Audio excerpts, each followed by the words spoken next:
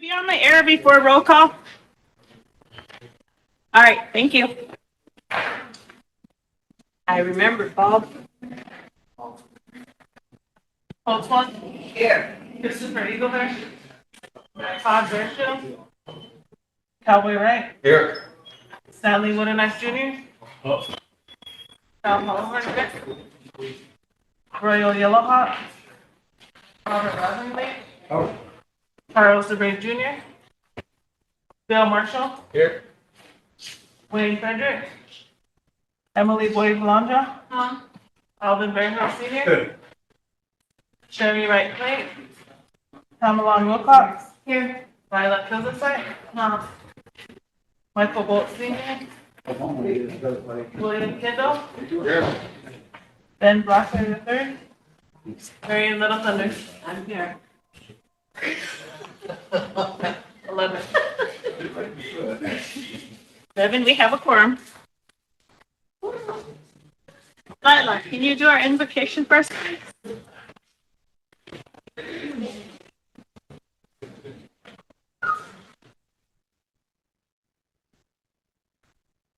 Gosh, I never. Havia dopan chima alam petuki. Petu washte moya kupi na tukashila makaju ka wena wopilaya cha. Tukashila umite muhapi te yukam. Ahita wana o kya pia tukashila. Daku iwon blaka kila na luwashte na tukashila hetaha oya ki washte. Na tukashila midaku yaki. Ona kuja na ishwashigla umuyapi. Na tukashila aho anuni umani pi ta tukashila hana elhila owitaki mitosa ni woke owitaki the na tukashila dona lalhina ija wogla ija hana wongla ke witaki. Okay.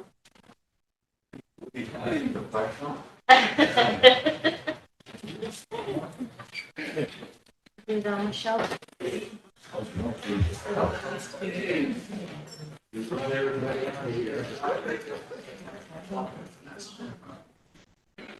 Council, for requests for today to be excused, we have Mike Bolt's late, Charles DeBray Jr. excused, Wayne Fredericks will be late, Royal Yellow was requested to be excused, Michelle Halhornbear excused, Chris is running late.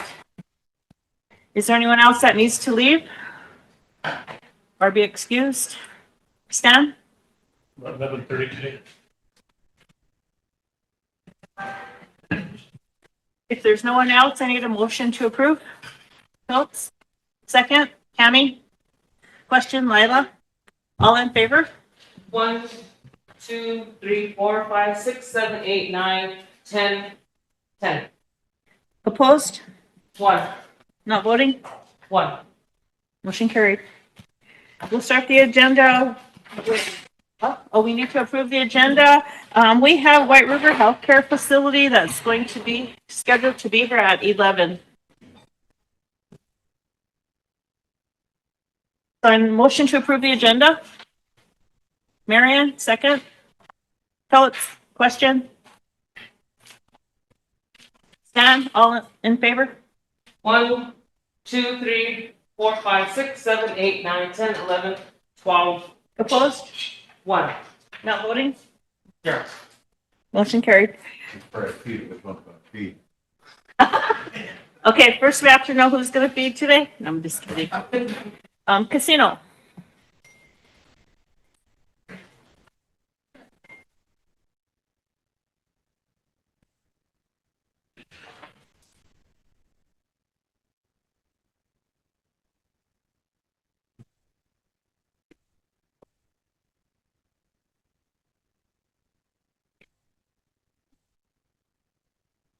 Eric?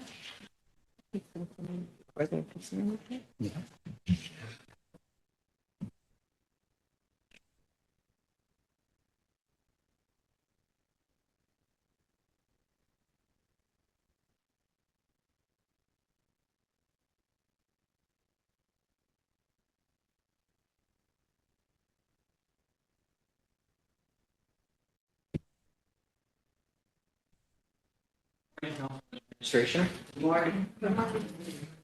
So you have your April metrics ahead of you.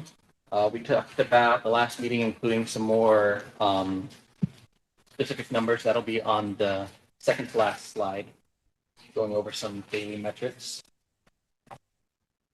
April dipped down a little bit month to month, but we're still above most of the COVID years, post-COVID years, and still performing at parity with pre-COVID numbers for Pointing and SlotNet. We had our big promotion scheduled at the very beginning of April. So that's why when you get to the daily metrics, you're going to see Saturday's kind of skewed on reinvestment rate. But overall, the reinvestment rate was at 21%. So we're hitting the target that we were aiming for, the changes that we've made.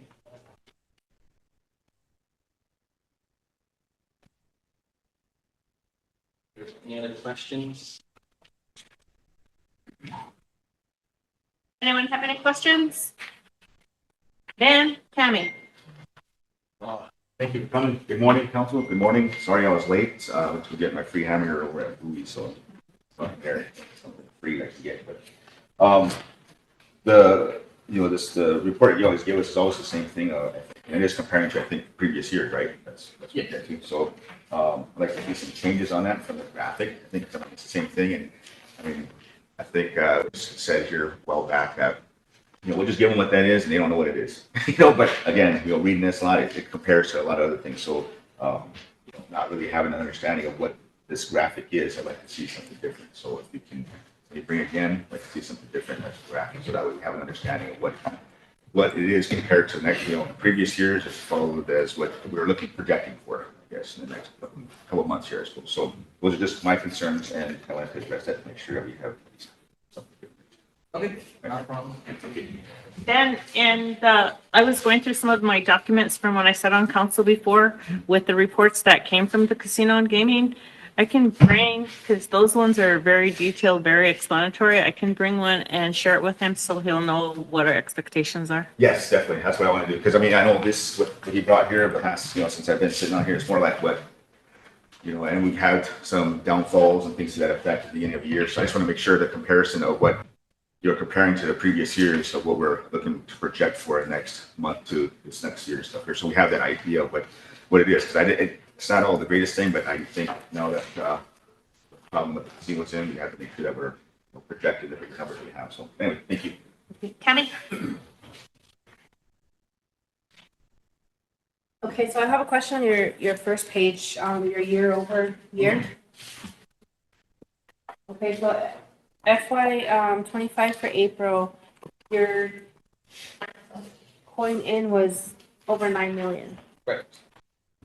And then your slot net was 799,000. Can you explain that? Because according to the financial records that we are getting, and your report, it's not adding up. It's like we're not making any money. As far as like net revenue, this is just the gross slot net. This doesn't consider payroll and all that stuff. This is just purely from marketing. Understand.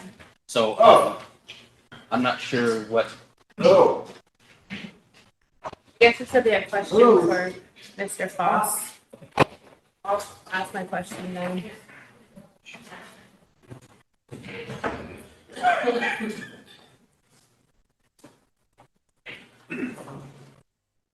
I think I brought stuff before about have promotions out there. I think you only got 3.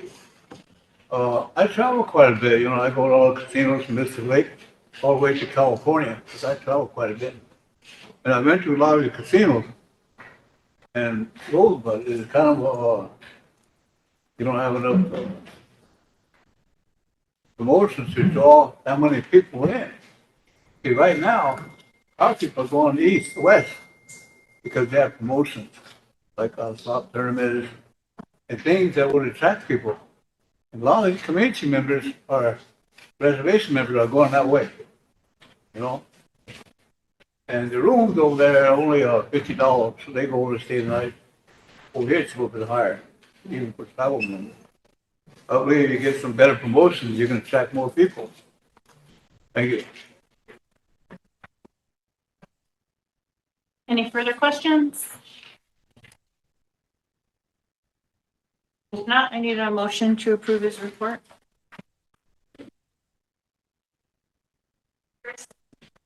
Second, Bill. Question, Ben. All in favor? 1, 2, 3, 4, 5, 6, 7, 8, 9, 10, 11, 12. Opposed? 1. Not voting? 0. Motion carries. Gaming? Good morning, Council Administrator. Real quickly. I know you're going to have plenty of questions, but I'll talk to you about the financials for last. The slot revenue was up 5.6% over the previous year. The table games revenue was down, but we are cutting expenses to offset the difference there anyways. Bingo was equal, and now I compare everything to the same time period last year. I don't compare over last month. What did we do in April of last year? That's how I compare it. The bingo revenue was equal. The food revenue was down, but we were rotating everything from the deli to inside the restaurant. So we also kept the food costs down. So as far as we didn't lose more, we didn't make more. That's just what it is. We're hoping to start seeing some differences with everything inside the restaurant. We're still training the people. You know, we're going to start expanding the menu in June. I need to make sure they can actually walk before we start to run, changing the way they're doing business there. But we're going that way. We're starting to offer a few more daily specials. And again, as we get into something like they're doing, and correct me if I'm wrong, it's a $10.99 fried chicken special during the week. We will go back to offering a buffet one Saturday a month. It sounds great, but the problem is when I start expanding expenses and the revenue, we kept the same position. So we are dipping our toes in the water, trying to keep the same situation. As we discussed previously, the wages and related costs are down 19.9%. That's what we were aiming for, 20% reduction in wages. So as you look at this whole financial situation, and you look at the $130,000 loss, where the $130,000 loss comes is how we're booking free play. A lot of casinos book free play as a revenue, non-revenue issue. It is a soft cost to us. We're not taxed on it. So, but there was $100,000 more in free play because we've done everything but make the points more valuable as far as leaner to customers as a marketing tactic too, make it better cost per point. And people are redeeming their stuff out of the system is exactly what we want them to do. So by the time we get to, later this year, the liability that sits in there is less because it's all real money. That's what we're trying to do. So you have $100,000 difference on the free play from this year to last year. If you were to subtract it, and I'm trying to compare apples to apples, you would see a $30,000 loss, which is a lot better if you start looking at where we're going for the last few months. But we have to, free play and everything in the system has a cash value, but it is a soft value. It's not a hard value. It comes out of the bank or anything else like that. So it's the way a financial is written. Otherwise, as I look at my notes, off sale has been down, but we have reduced cost in off sale, so we're still showing the same profit. So we're going that direction. The hotel sales, for the first time in a long time, we're even.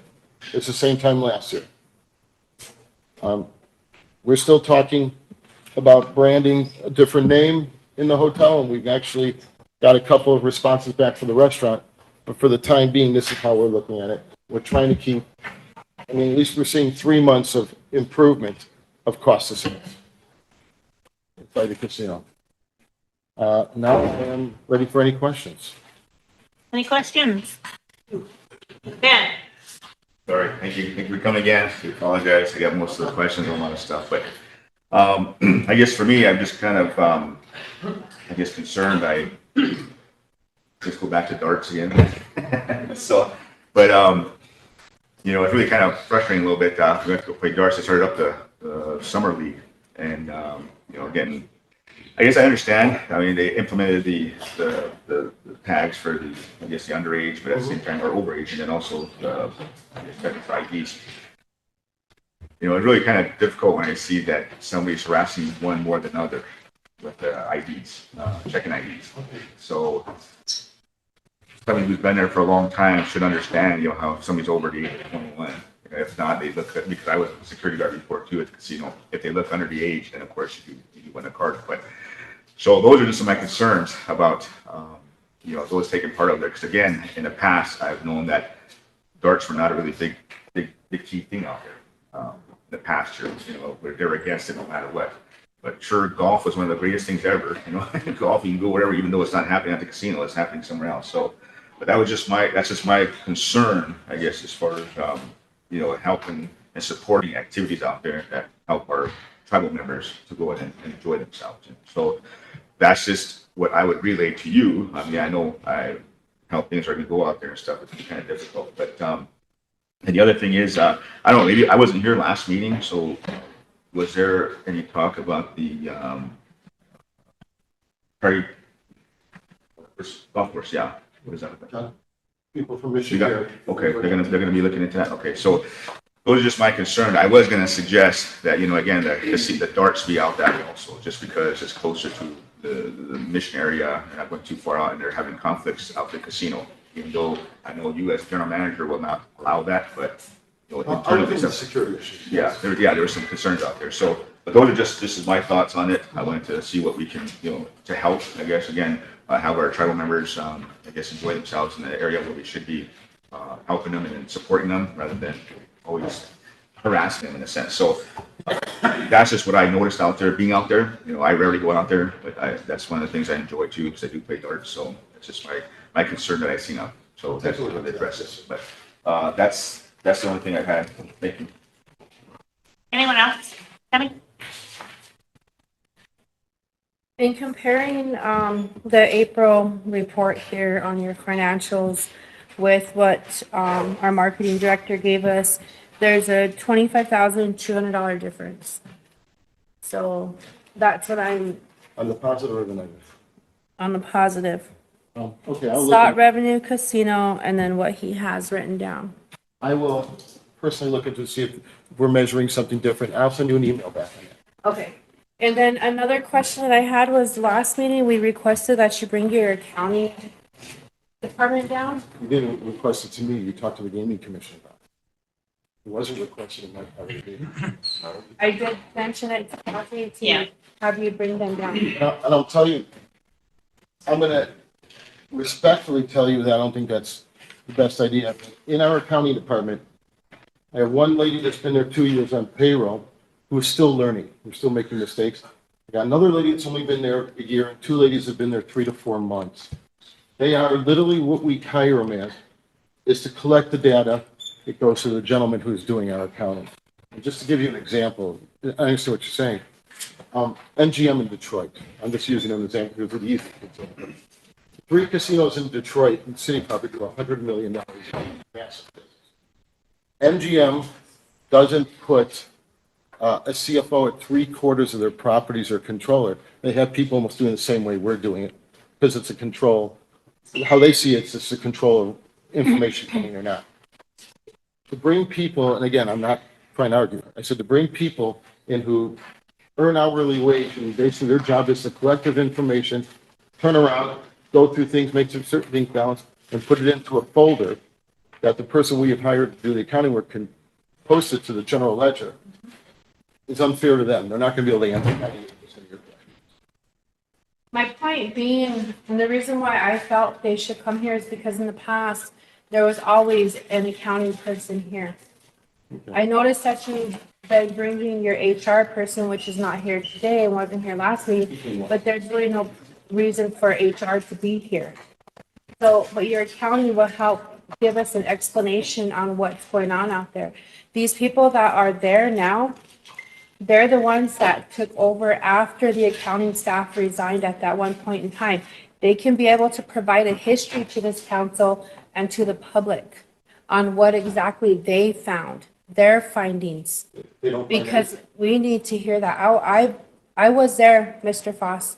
I know they found stuff. I can tell This you- was before you, so I understand. you I are don't take it unaware of personally. whatever, okay? They're not. Yeah, I promise. Basically, accounting should be here to at least help enlighten us. And if they're working with your accounting firm or whatever, then at least they can come here and explain on what they're learning. Okay. Because I don't think that your accounting firm is actually teaching them anything, because they've been there for since, what, 6, 7 months now, 4 months? They've been paid over 400 and some thousand, but our accounting staff is still making the smallest mistakes. So what exactly are they teaching them? In referring back, and where I will say that, what are they learning? They're learning exactly what they were told to learn. None of them have the experience, education of anything else, of anyone to run an accounting department. And I would question, in all truth, the people you had it in the past, looking at what we're doing it, how qualified they were. Again, I'll bring them here to explain everything you guys want. I have no issues with that. So at our next meeting, we'll send you a memo of who to bring here. I talked to my chief of staff while you were conversing. He said, we tried calling all afternoon to no avail, no human operator, and the individual mailboxes are either turned off or non-existent. We finally left a message with the floor person for him to return our call, which we never received. My mailbox is there. I answer it. So at the next meeting, we'll give you a memo of who we would like to accompany you besides the ones that usually I'll do. make sure of that. Okay, and then the other question I have is, how are we on the that are owed? Because I know you said you weren't gonna reach out I and missed what you said, sorry. the taxes that are owed, because I recall last meeting you said you weren't going to reach out and try to resolve that. Those still need to be resolved. Well, on the 2021 W-2s that have been put in, we haven't heard back from the IRS. We're at their mixture. I've given past, and I'll update, Mr. Boyd, our tax liabilities. I think the most important thing is to settle the 2025 first, and then go backwards on that. But as far as everything else, this year to date, with the exception of W-2Gs, we're up to date on everything with the IRS. Okay. What about with your 401k and all that other stuff? That's all, ma'am, it's taken care of every week. Thank you. All right. Mr. Foss, has the casino received any applicants yet for the GM Yes, I forwarded it to the executives yesterday. yesterday? Okay. I Any sent other, out 16 of them, and I gave my opinion, and you guys. 6 or 16? 16 resumes, Okay. and I suggested 6 of them are worth the conversation. Some don't have experience, some don't have this, and that's my opinion, but you're more than welcome to overrule any, sir, but I did email the 4 of you. Okay, thank you. Any more further questions? It's done.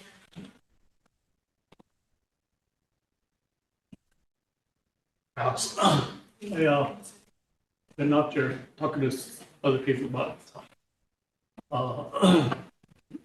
bringing people into the casino to make some money. So one thing that came up was roping. It's in a minor rodeo, but it's just roping only. And they say it's an up and coming sport, and it's kind of like a family sport. I'd be more glad. We've had a couple of people come in for total rodeos that want us to pay it. It's going to be a $30,000 outlay. Right now, these days, 30,000. Roping, I understand it's specific. I'd be more than glad to look at anything you may call. I guess basically all I need is some open steers, and you got contractors here. So, Yeah. but use, Do you have my email address or anything like that, or I don't have it. give it to anyone, and I'll be more than glad to look at everything. It's kind of a family-oriented sport. Okay. They said we'll make money. That's what I said. Okay. We always want to make money. All right, thank you. Anyone else? Lila? Thank you. Thanks for coming. I've been hearing a lot of things that we're in dire straits out there, rumors of us being shutting down, everything. But I mean, this is for council. When you look at the reports, I mean, it's not good. And we're looking at, and I know this happened in a certain time sense before you came. And I appreciate all the work you've done to try to help us get in a good place. But we're looking at a lot of money that we don't have, a lot of money that the tribe doesn't have. And there's 3 million that are in unpaid bills. And you look at the report, it's like, something we have to do. And I know, our treasurer, you've been working with him. How can we deal with this? With our unpaid bills, I mean, do we have $3 million to pay these bills? It's like the tribe itself is carrying the casino now. How can we help, or where are we gonna get this money? It's been like this for a while, and it worries me because, we need our vendors in order to operate the casino. And that's really worrisome, and I don't want us to see our casino out there not be able to operate because we can't pay these Chairman? bills. Can, So if you can, can I suggest that we go off the air for like 15 minutes? And I want to apologize to the public, for doing this. And I just want to remind the public that the reason why we do this is that our population, our members aren't the only people that listen to this broadcast. So it's, I'll make the motion. what I want to do, we don't have to go into executive session, just go off the air for about 15 minutes so we can talk frankly about some of this stuff. And again, I apologize to our members.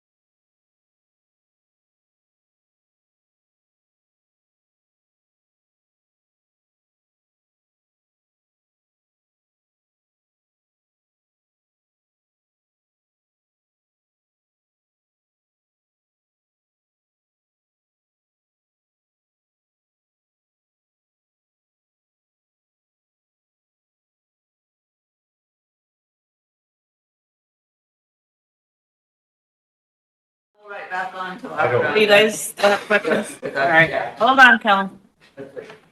Phillips and then Wayne.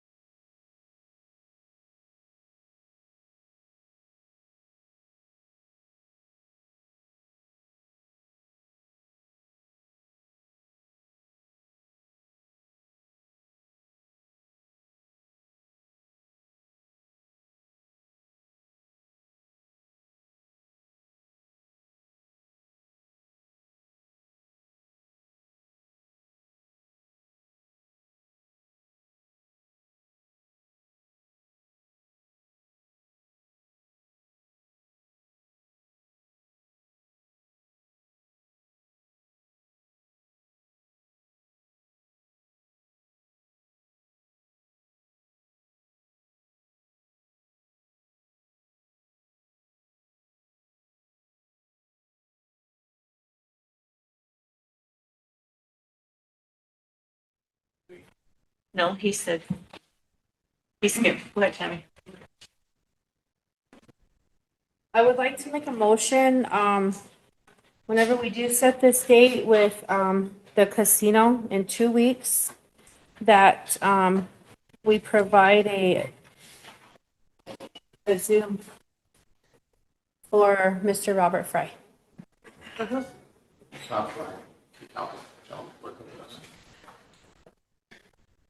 So he can help answer the report that he wrote. Need a second? Votes, question? Wayne, all in favor? 1, 2, 3, 4, 5, 6, 7, 8, 9, 10, 11, 12, 13, 14. Opposed? 0. Not voting? 0. Votes? Oh, no. You should put my hand down. Were you just stretching? You know, we need to bring, I don't know, Wayne, you've heard his name, Ken Billingsley. He no longer goes by Billingsley. What does he go by? We requested him to come out to the casino several times, but the people that were working out there at that time didn't want him because they felt intimidated by him, because he's very knowledgeable at what he does. I think at this point in time, we do need to bring him in to help them understand what's really going on out there and to help them. And I think he goes by Many Moons, I think. Yep, that's his last name. Yeah. So, we can reach out and visit with him to see what he's able to do, Okay, all right. willing to do.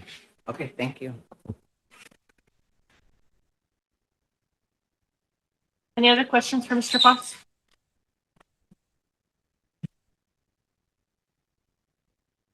No, is that all you have then? Yes, ma'am. Okay. Have the motion for his report. Chris, second. Emily, question? Stan, all in favor?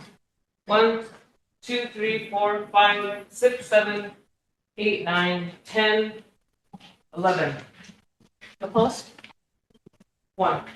Not voting? 1. Motion carried. Thank you. Thanks, Bill.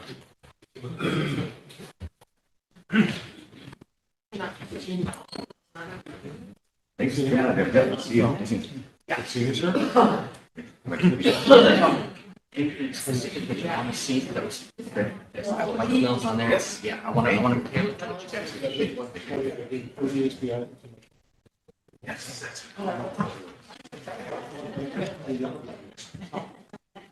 Good to see you. Thank you. Thank you. I don't know who's all interested, but Good seeing you. there's 3 resumes of the people that Bill talked about. Right? These were the 3 I got the other day, so there's more than that, but I'll pass them around so you guys look at them. Thanks. You know what, they forgot to bring the city on with the report. Oh, yeah. Well, Yeah. we'll just go ahead and bring them on then. You guys forgot, Good seeing you. you guys forgot the city. They're ready to give the report. They're there. You heard the question? Oh. Oh, You want me to send you like his email address so it's an everything to it? All right, I'll do that. okay, they're here.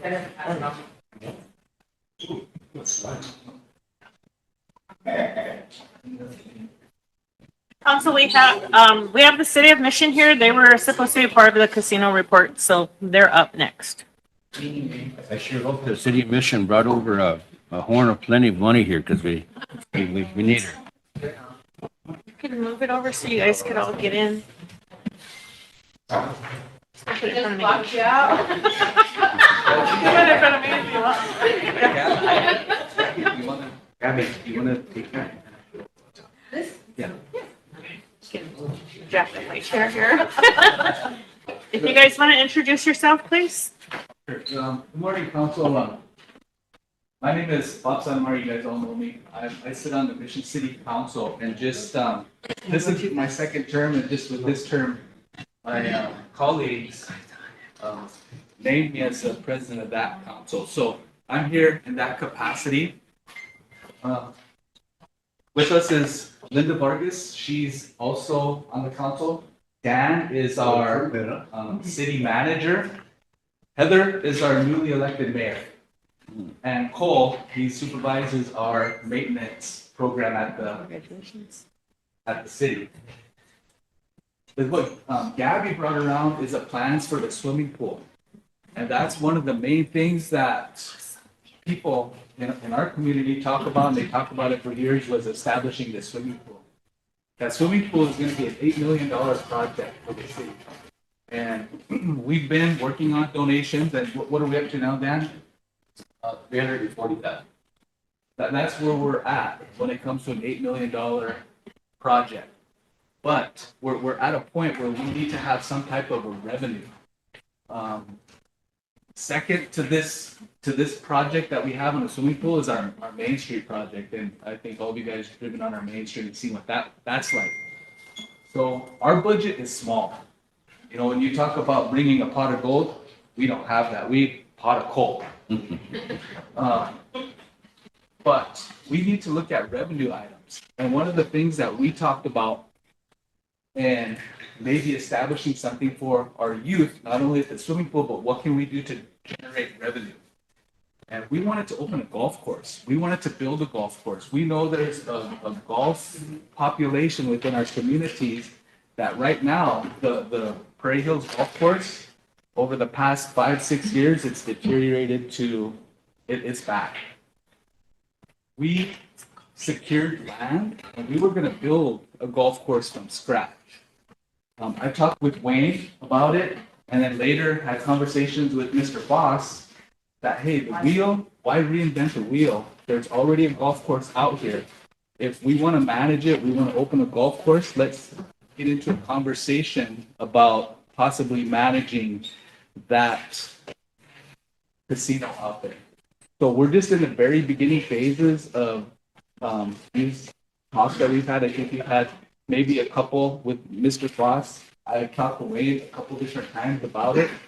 And that's why we're here today, to try to see if that's something that we want to do. And last week we did a walkthrough. First time I've been in that building in years.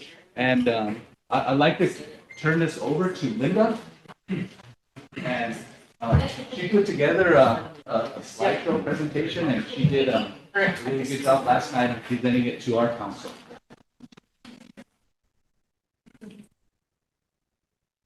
For those of you that do not know me, my name is Linda Vargas Garriott, and I am honored to be here.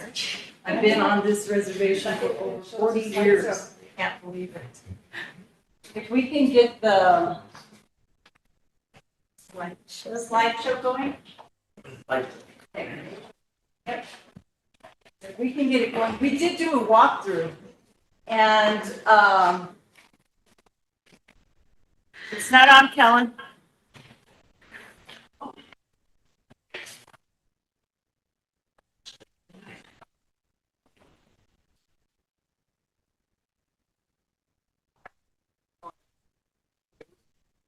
Why?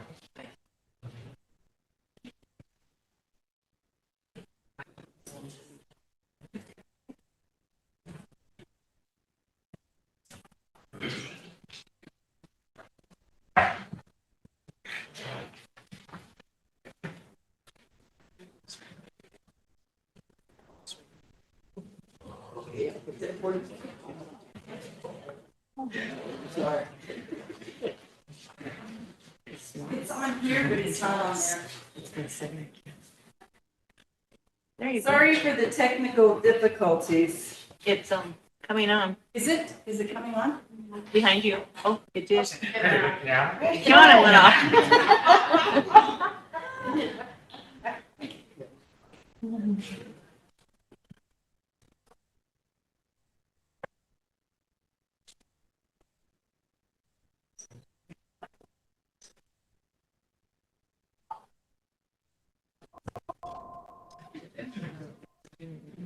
Surely that motion that coincides with the treasurer and the secretary, which means she's on right now too. I don't know if it's-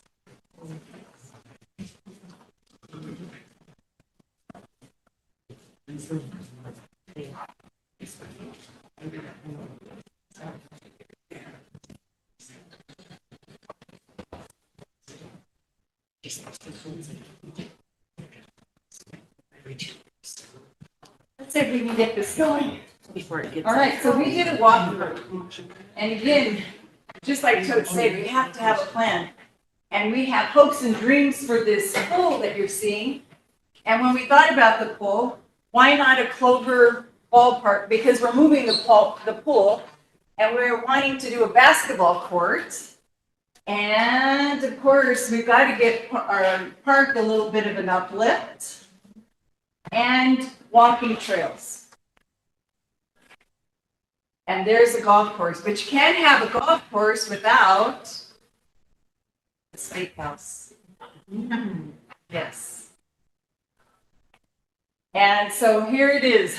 We did the walkthrough, and I hadn't been there for 14 years. And I was pretty surprised. I don't know what I'm looking at when I look at this golf course because I'm not a golfer. I don't know what the greens should look like, what the bunker should look like, or the fairway should look like. But those of you that are golfers, you can see that this is need of much grooming, landscaping. And even though I'm not a golfer, I am a Mexican, and I'm telling you, it needs landscaping. So with that, Mother Nature has been amazing to us in the last few weeks with all the rain. Is actually restored so much of the dead greenery that's there.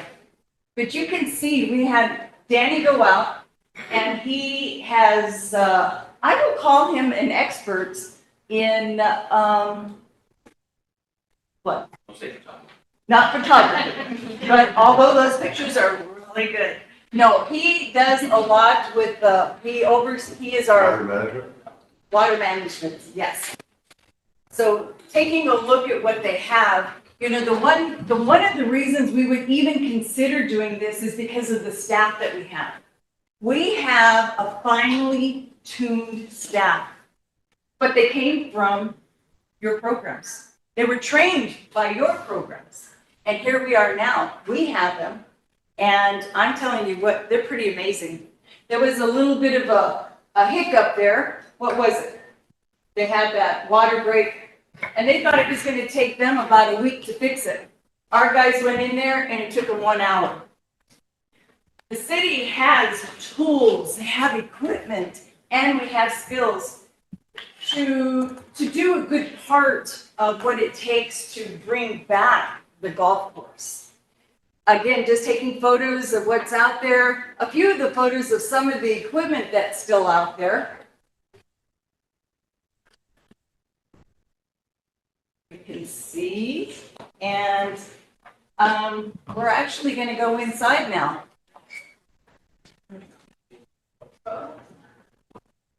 So as you go inside, this is where the casino was, and everything is out.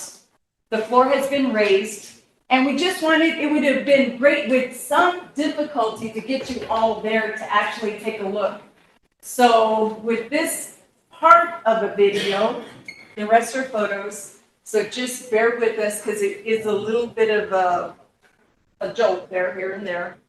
But just so that you can see what the building was left like,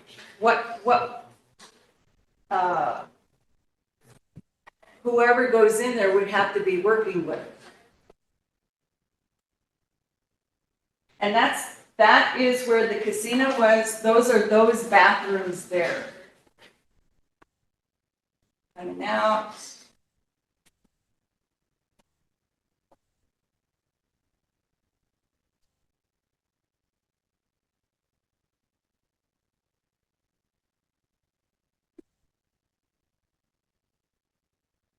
So here we go, we're going back out, and you're able to just kind of see the spacing. It isn't the spacing that it used to be because they put some offices on the side here, so it kind of cut that room. So we could have darts, man. Open it back up. Open it back up to be able to sustain darts. Yeah, that's what I'm saying. But so now we're going to be walking into the building. And like I said, it had been 14 years since I've been there. And I actually had my wedding reception there 14 years ago. So when I walked into the building, this is not what I was expecting.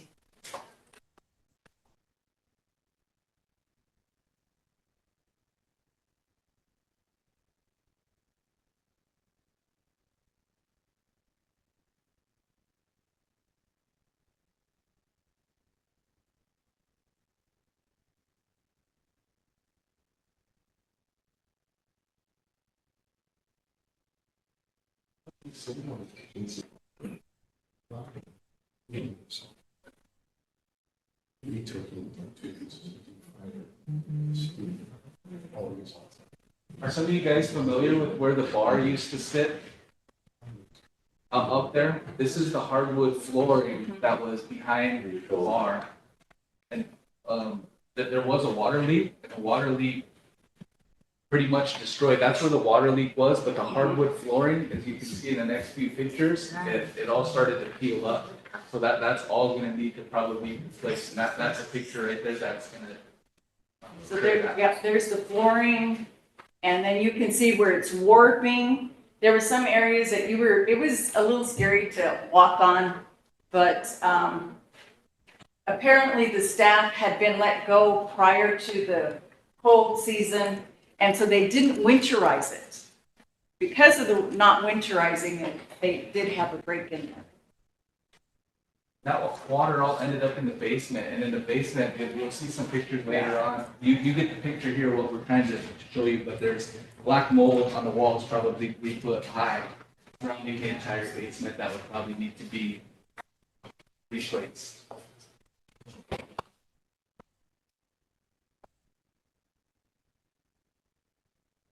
I guess it's what, you guys took the picture, right, is what we're trying to, ask or say in order for us to take on something like this is a lot more than what we've anticipated. And we thought we was going to come into a building that was ready to go, golf course that we have the resources, to fix. The golf course, the grass, the mowing, that stuff, we can, all of us take care of our yards, right? So we know how to grow grass, we know how to plant seeds, we know how to mow. But this was the problem that we had. And what kind of agreement could the city and the tribe come up with in allowing the city to manage that? But, well, there's always that deal, like the city, tribe, county, tribe, there's always that. It seems like we butt heads. But keep in mind that our voters are probably 90% tribal members. The people that are going to use this are going to be our entire community, all of them. They're all going to use the golf course. They're all going to use the steakhouse. We're going to have darts. We're not going to have a bar. That's absolutely something that we don't want to have. But we do want to serve drinks. We do want to serve drinks in our steakhouse. We do want to have dart nights. We do maybe want to entertain pool leagues, but we're not going to be open till 2 a.m. We're not going to have a last call at 1 o'clock. We're going to shut down at 9 or 10. And we want to base this on youth. The Todd County High School, St. Francis, they have golf leagues, they have golf teams, and right now they have to go someplace else. Cross country used to use this. They don't use that anymore. We want to have that, those opportunities for our youth. And keep in mind that the entire purpose of this is generating revenue for our swimming pool, and everybody's going to use that. So that's why we're even entertaining, we're even thinking about revenue making projects to fund our swimming pool. $178,000 a year. Just for the pool. That's what it's going to cost us to maintain the pool year round. But we're projecting $250,000 to maintain infrastructure with the baseball field, with the tennis court. And even if we ended up capturing more revenue, there's security, there's lights, there's always reinvesting into your programs, into your projects, into your play areas. So it's not about making money, it's about capturing enough money so that we can sustain. Just like you said, we got to have that plan now. Before that pool is even built, we have got to have a plan on how we're going to sustain that pool, how we're going to sustain that ball court, how we're going to sustain, the security so that our children, when they go out there, that they feel safe, that they feel like, all of us, intergenerational, can go out there and be okay, not just okay, but actually safe. And, yeah, it was, we walked in there, not with despair.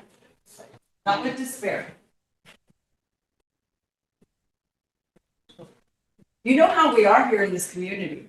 We can do whatever we set our mind to. Tammy? I'm in support of this, because I did meet with you guys, and gave you some ideas or whatnot, but phase one, I know you guys wanted to do the bottom part first and the deck and then that part. And I think for now, I would suggest that we go with your plan for phase one, because that golf course does need to be opened up a little bit better. I know it's open now, but the greens and all that stuff need to be taken care of. I know you needed some water lines out there, but there was some pipes or. It was a pipe busted, but we. Okay. And something about the system, so it doesn't. All the valves that Yeah. control the sprinkler systems, about 80% of them are leaking. Yeah. So And those are what, $300 and some dollars? about $300 valve, yeah. Yeah. And altogether, they told me there's about 50 valves that. $50. And you guys are willing to do all that if we do the MOA or MOU with you on your own dime, right? That is not even an option that we can even discuss. Okay. That would have to be attorneys and whoever your representative is, that's above what I could even say or suggest.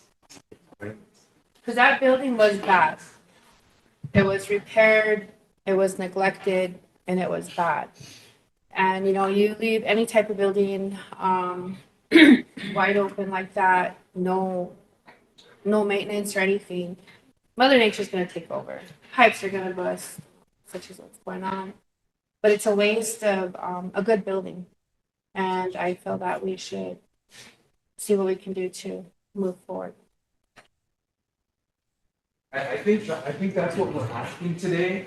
It's just, this is our first conversation and something that we want to do. So we would like maybe moving forward, if you guys are okay with us taking over the management of that property out there, could we have maybe our attorney talk with your attorney, or maybe can you identify one spokesperson that could represent the tribe that we can talk to directly instead of having our council come meet with this council? We could just have conversations amongst one person that could represent the interests of the tribe. I have Totes, Ben, and Emily.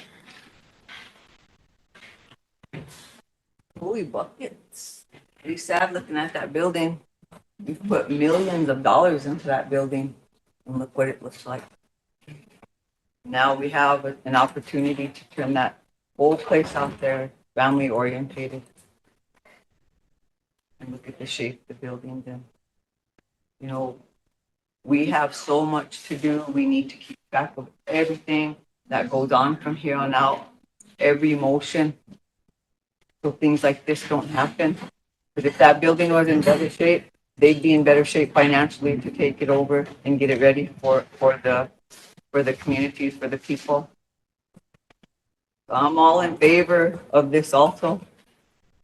This is something good for our people, but we're gonna have to find our balances here together to make it happen, because that's our responsibility to get the shape of things. How many other of our places are like that too? We need to have somebody keep track of our inventory and everything to make sure that this doesn't happen, because financially, we're not going to be able to make very many repairs and do things come that new budget October. So we really have to work together to make things happen for the people, you guys. But this is definitely good for the people, especially. We want to bring our families back together. This is the way to do it. This is the first step. Thank you, guys. Ben, Emily. Thank you guys for coming. Thank you for being guests. I guess first of all, I want to say I want to apologize for the way our buildings look. That's not how our buildings should be. Kind of makes me want to think we're going to have to probably go around to all our buildings to see if that's the shape they're in. And if so, we need to make some accountability on why that is left that way. So I'm kind of really disappointed, and I feel embarrassed because, again, our buildings are like that. And I don't think, for me, would that even be suitable for you guys to even do, because you're going to have to come in and rebuild it.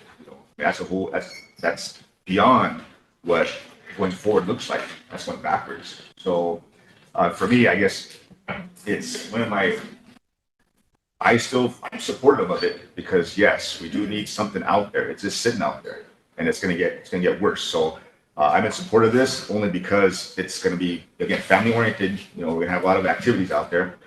You mentioned darts, but again, this is very embarrassing. Me sitting on this council as a government body to say that's one of our buildings. That's very disappointing, because again, that shouldn't have been looked like that.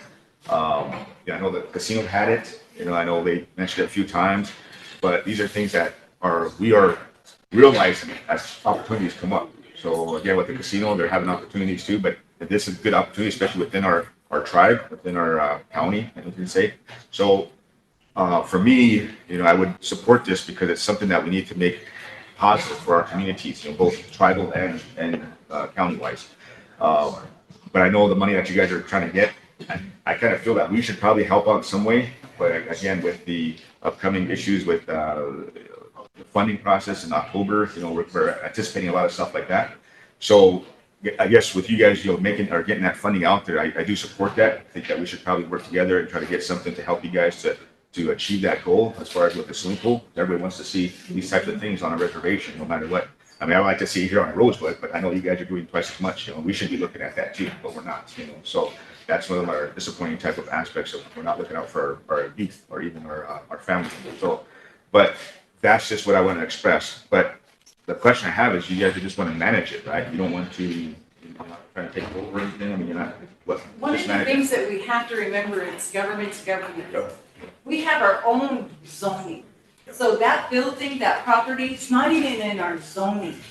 Because that property is on deeded, on tribal land, tribal jurisdiction, we would have to be able to lease it.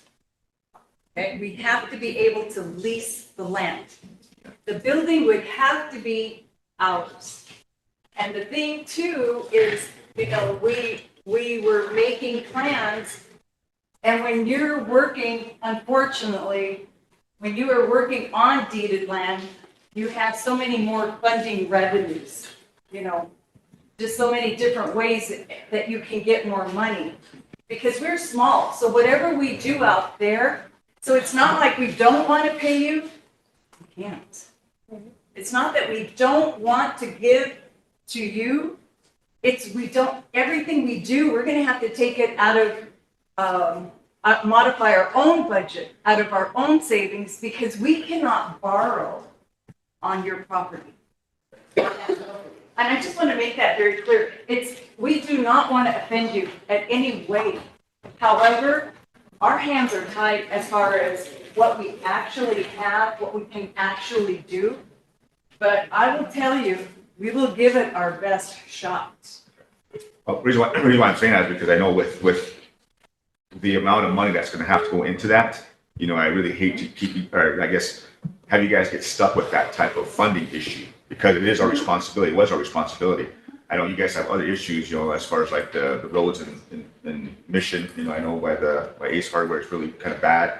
You know, I mean, I went by the other day, bouncing around, so I was like, what's going on here? So those are the things I would say, you know, we're dealing with our same deal. So, but that's why I'm saying, you know, if we can work together on this and make it happen down the road here. But again, we have to sort out a lot of financial, also responsibilities, I guess, is what we're going to try to do here. So those are just my concerns. I just want to bring that up. But thank you guys very much for coming. Emily Wayne. Thank you. Good morning. Thank you all for being here, and thank you all for your work. This is so exciting, and I'm happy to be a small part of it. I, of course, because I'm so excited and my passion's coming out, have a lot of questions, but I just don't think we're there for those details yet. So I'll kind of hold some of those land and assessment type things. I just want to kind of preface as far as like the assessments of that are going to be really important, not only of your site preparation and everything with the land, but I think this building in general, especially if we're gearing towards family, you're going to want it a safe space. You're going to want it insurable. So I have questions on right now, who's managing it? Right now, who's responsible? Is that building insured? Like I have so many questions about what our current role is, what our current responsibility is, before we can even talk about an agreement for use or turnover or anything like that. So again, like, what does that timeline look? And then working back for where are we actually at? So I'm totally on board with maybe having a subgroup identified of who can sit down and have these conversations that would then bring it back to the bigger group for those approval steps. I think the biggest thing that I could see right now is, if we could somehow as a council say, yes, we approve of what we could prove at this stage, you know what I mean? Because I think there's a lot that has to go between lawyers. I think there's a lot that has to go between anything that we can even get to a point where we're going to sit down and have a resolution of support for those type of details. But I think there could be an opportunity for this council to give our support in the vision, or at least allowing to move to a next step if that's helpful. Hold on, I need to look at my notes here. But I guess I'm just more interested in like on our part, on the tribe, on who's going to do those assessments, how soon is that going to be done? Because when we were talking about this between the casino and the tribe, there was lots of questions about, is it even cost effective to rehab again? Is it more effective to try to demolish and start from ground zero or somewhere another site? You had really great markups of the clover field and a ball field, but again, that takes land too. And so I'm wanting to be supportive of how does that all fit together? Is it all at the park side? Do we need more land for you guys on that thing? Another thing that I really wanted to touch on that we're not going to be able to go into detail today is something that Mr. Saddlemeyer said about the relationship. I really feel like this is going to be a really opportunity for us to see ourselves. Most of us are familiar with Mission. Most of us have lived there. Many of us, I should say. but there always has been that kind of, well, that's the state or that's the county or that's the city, this is the tribe. And I really feel this could be an opportunity to kind of mend some of that, to say, okay, yeah, we might be separate, but we still have commonalities, we still are the same people and that kind of thing. So along those same lines, conversations, I think you mentioned zoning, like there's a big conversation that the tribe and the city and the county would need to have around those conversations to even make either one of them work, to make your guys' zoning, to make our, anything should all be in together. So I just wanted to kind of lay those out there, but the underlying thing is, I am in support, and I just want to know how we can move this forward to the next step. Thank you. Before I give the floor to Wayne, Council, I'd like to suggest that, as Bob was saying, that we needed someone to work with them, then I would like to suggest that Wayne and Eric be those contact people, and then they can give reports to council on their activities, if that's okay with all of you. Do we need to make that, make it into a motion, or? Yeah. Okay, I'll make the motion. Okay, motion by Tammy, second by Marion, question by Totes. All in favor? 1, 2, 3, 4, 5, 6, 7, 8, 9, 10, 11, 12, 13, 14, 15. Opposed? Not voting? Thank you, council. I have a quick question. All right, It was about the motion that was just made. okay. I'm just wondering if the people are here that were kind of motioning and volunteering, I don't know out of respect if we could maybe ask them in the future, just if that's something that they're willing to do. Thank you.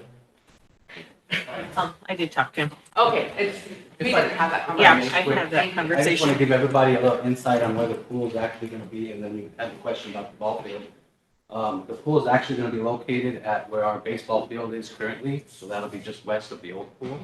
And then we are in talks of securing land further to the west for the ball fields. So there's also about 200 plus acres in that same area that we're in discussions on, that we were originally going to propose a golf course at until we were approached by Mr. Fox. So we do have discussions going on land for all that park project. So. Wayne? Thanks for bringing a plan. I think it's definitely a good idea. I wanted to bring forth, that's what I was going to ask as a point of contact, because that's what we first of all go with. So at least we set that up. The only other thing is I wanted to make sure that we included Fox, because he is the GM of the casino and it's under their management. And then I still think that we should have somebody go in and do an assessment, because we need to find out what kind of shape it is in again. I mean, we put a lot of money into that building, and all of a sudden now, I don't recognize it from a year ago. I wasn't there a year ago. So it's really disheartening. So if we turn it over to anyone, I don't want to turn it over in a dilapidated state to the point where it's almost condemnable. So I think we need to do that from our end before we truly, you guys can definitely talk about taking it over and managing the golf course and whatnot. But we need to have our own assessment done on where the state of the building is right now. And I think that, just so people know, I mean, Ben said we haven't done anything to help with the youth or anything, but when this project was first slated 2 to 3 years ago, we gave 200,000 of our ARPA funds in order to get the pool operational. And if it's going to go into a larger plan and you're not going to, I asked a couple weeks ago if that drawdown ever came. And so then they said, you guys turned in a budget. So I'm just saying the time's probably ticking to draw that money down. So I would expect that within probably the next 9 months, start trying to figure out how to draw that 200,000 down that we allocated. Because the budget's there, so that means it's allocated, but there's also a time stamp on using that money.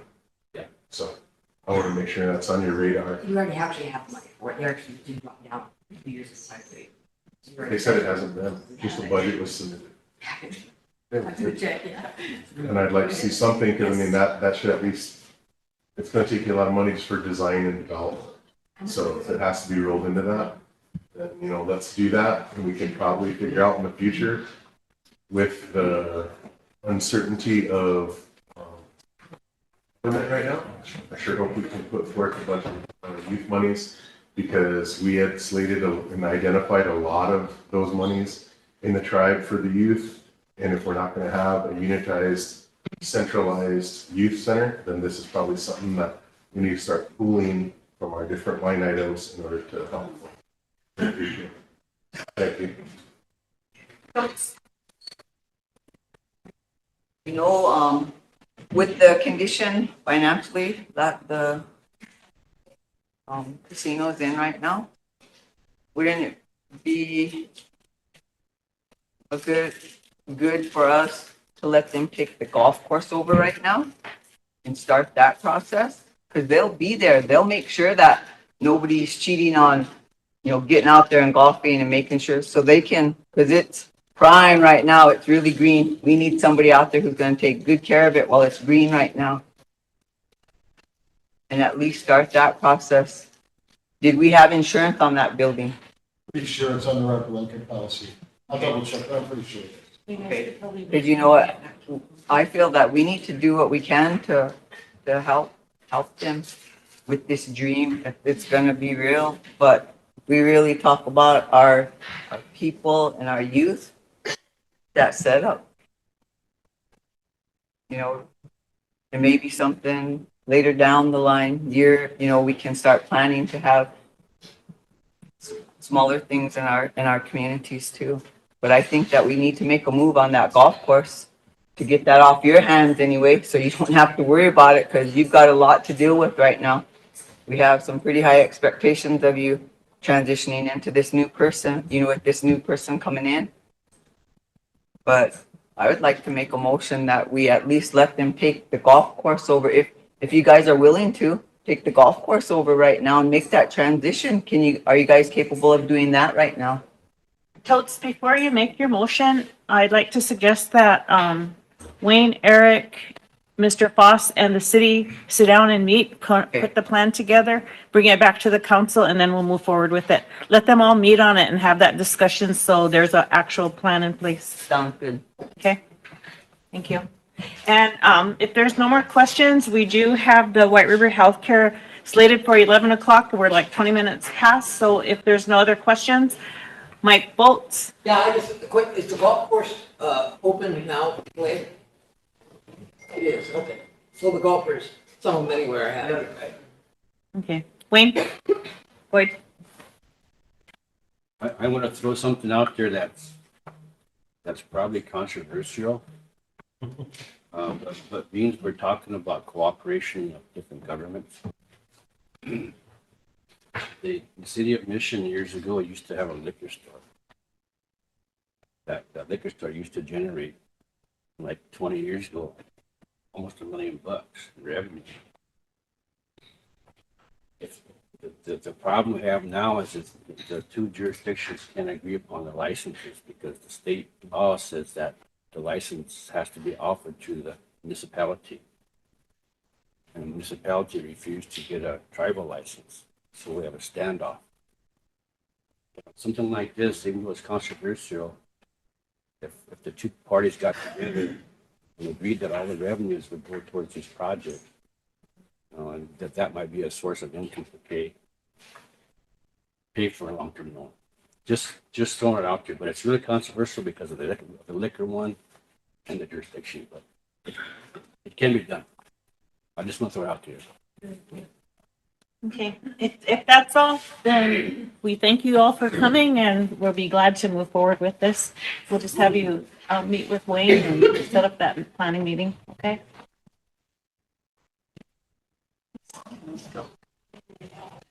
Yeah. Thank you.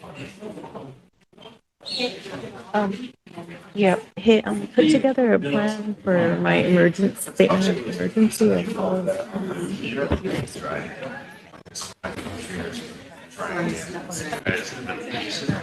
whatever you are.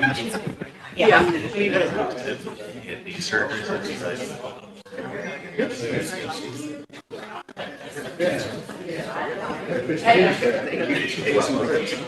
You bet, buddy. Thank you. Thank you for coming. I did. Yeah, I want to see it. I like your comment. Thank you. Congratulations. Thank you.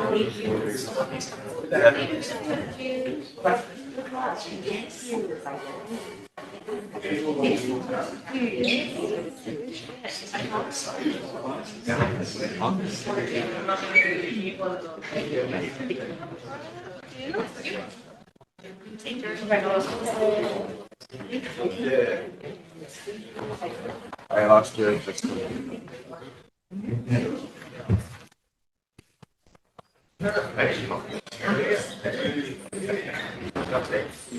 Yeah. Cool. About you?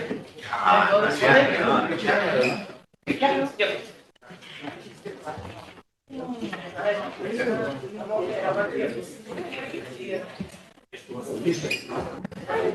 Morning.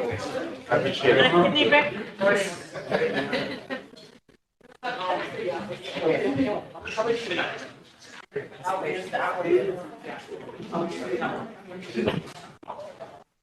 The White River folks, you want to come up front?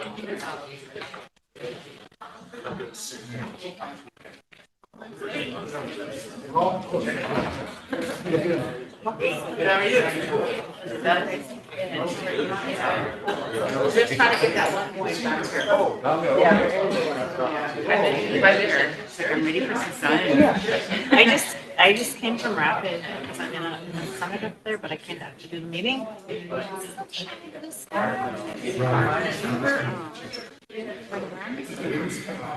Both, or you and Ron Raps.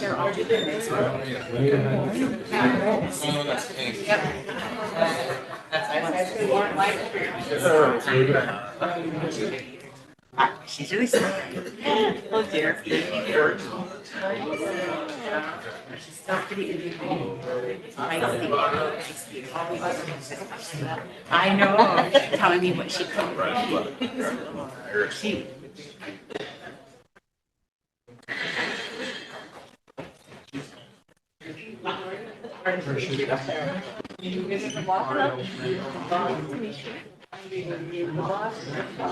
So I think you guys probably got some repetitive information, because I printed out some stuff and then you guys brought some stuff, so there's a little bit of information in there, guys. I kind of went over my first, was like a history of how long the process has been, and I know, last time we were here, I think in 2023, so the council reps has changed a little bit since then, so I wanted to make sure that you guys kind of knew. I've been at the facility, for about 24, 25 years altogether. I've been, the nursing home administrator now since 2017. So, when I first came on, Ron and his management group came on in, I think it was 2015. A couple years before I was there, they had some turnover with some administrators, and then once, but when I got in, we did have a lot of, we were working on, getting some of our past due bills paid. Ron's company and management group has helped us, and I think, health admin also helped with some of that, is get those enhanced rates. So, we were able to pay off, back in 2017, I think we did ask the private for a little bit of help to pay some of those past bills, and then we've been able to self-sustain ourselves, since like 2018, 2019. And we haven't needed a lot of assistance with anything since we do have those enhanced rates now. Every year with our costs, our rates go up a little bit. So currently we're at 473, I think it is. We just, since the COVID, we did get some assistance with some, they call it,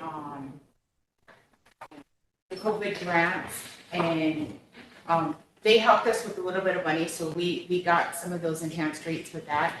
Since then, we've had to use a lot of, temp, contract, nurses and CNAs.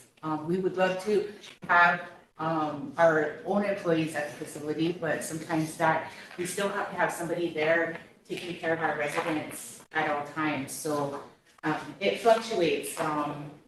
We get a few new employees and then we lose a few new employees. But we did do a new, cost report. That's what, we sent to the state on how much we've used for this last year in March. Because we had a low census, this last year, so we were able to enhance the rates to that 476. And it's been able to help us quite a bit. We currently have, I think, 33 residents.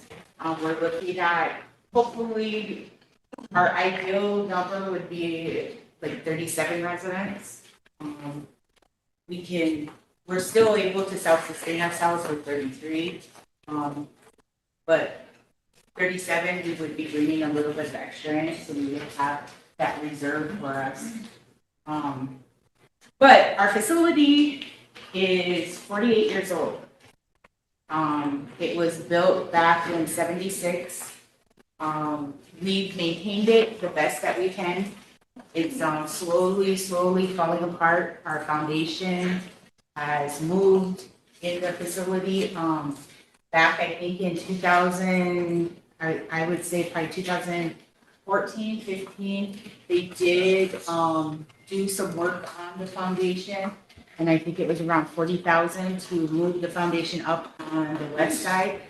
The east side, everything is moving now. So the bricks and like the concrete and the walls are starting to kind of crack. And I mean, to do that, it's going to be a costly thing to try to fix the foundation for the facility. Back in 76, we didn't have the technology we have now. So for us we would have to completely change out all of our electrical. A lot of the residents in their rooms, we run out of plugins because our residents now come in, they want cell phones, they want tablets, plus they have medical things that they need to have plugged in. So we run into a lot of issues with that. The wiring has been changed out somewhat, but we haven't changed it all completely out. Piping is, some of it's really old. I know when I came back in 23, I think that's when our call light system had been there for 46 years and it finally went out. We tried to get the one that we currently had in fixed, but we weren't able to get it fixed because it was obsolete. When I called some of the agencies to talk to them about switching out the call light system, they laughed at me and said that they hadn't even heard of a system that was that old. Our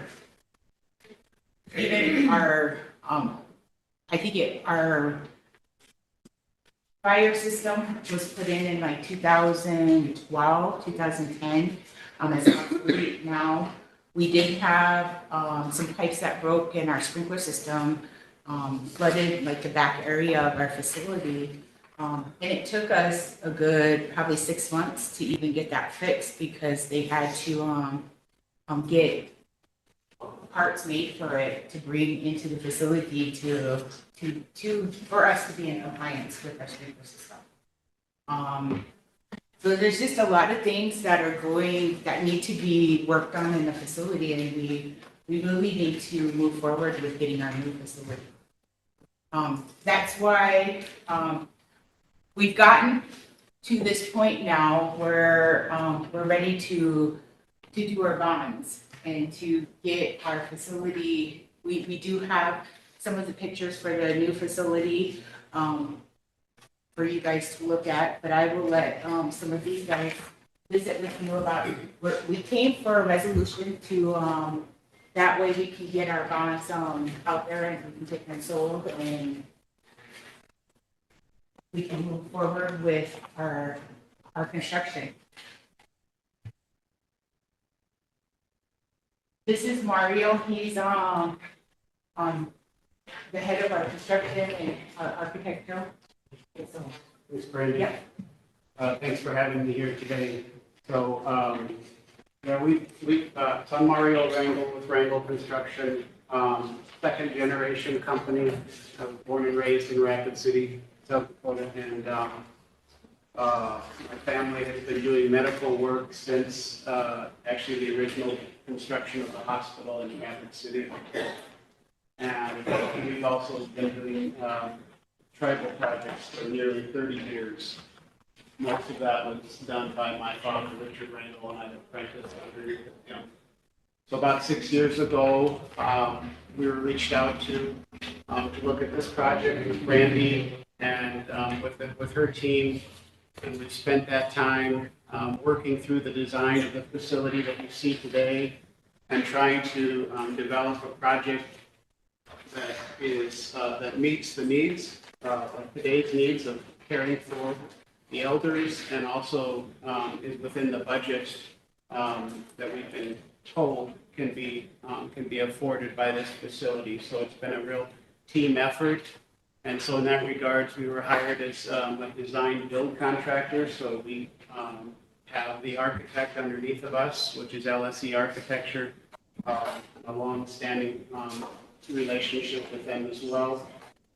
And so the past 2 years we've spent working through really the final design, and in the past 6 months we've really been working hard to develop the final cost of construction, which is what we've arrived at.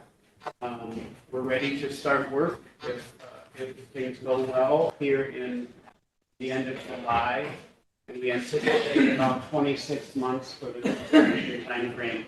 20 months for the new facility, about 2 to 3 months for Brandy and her group to move into the new facility, and then another 4 months to tear down the old facility and finish the rest of the site construction.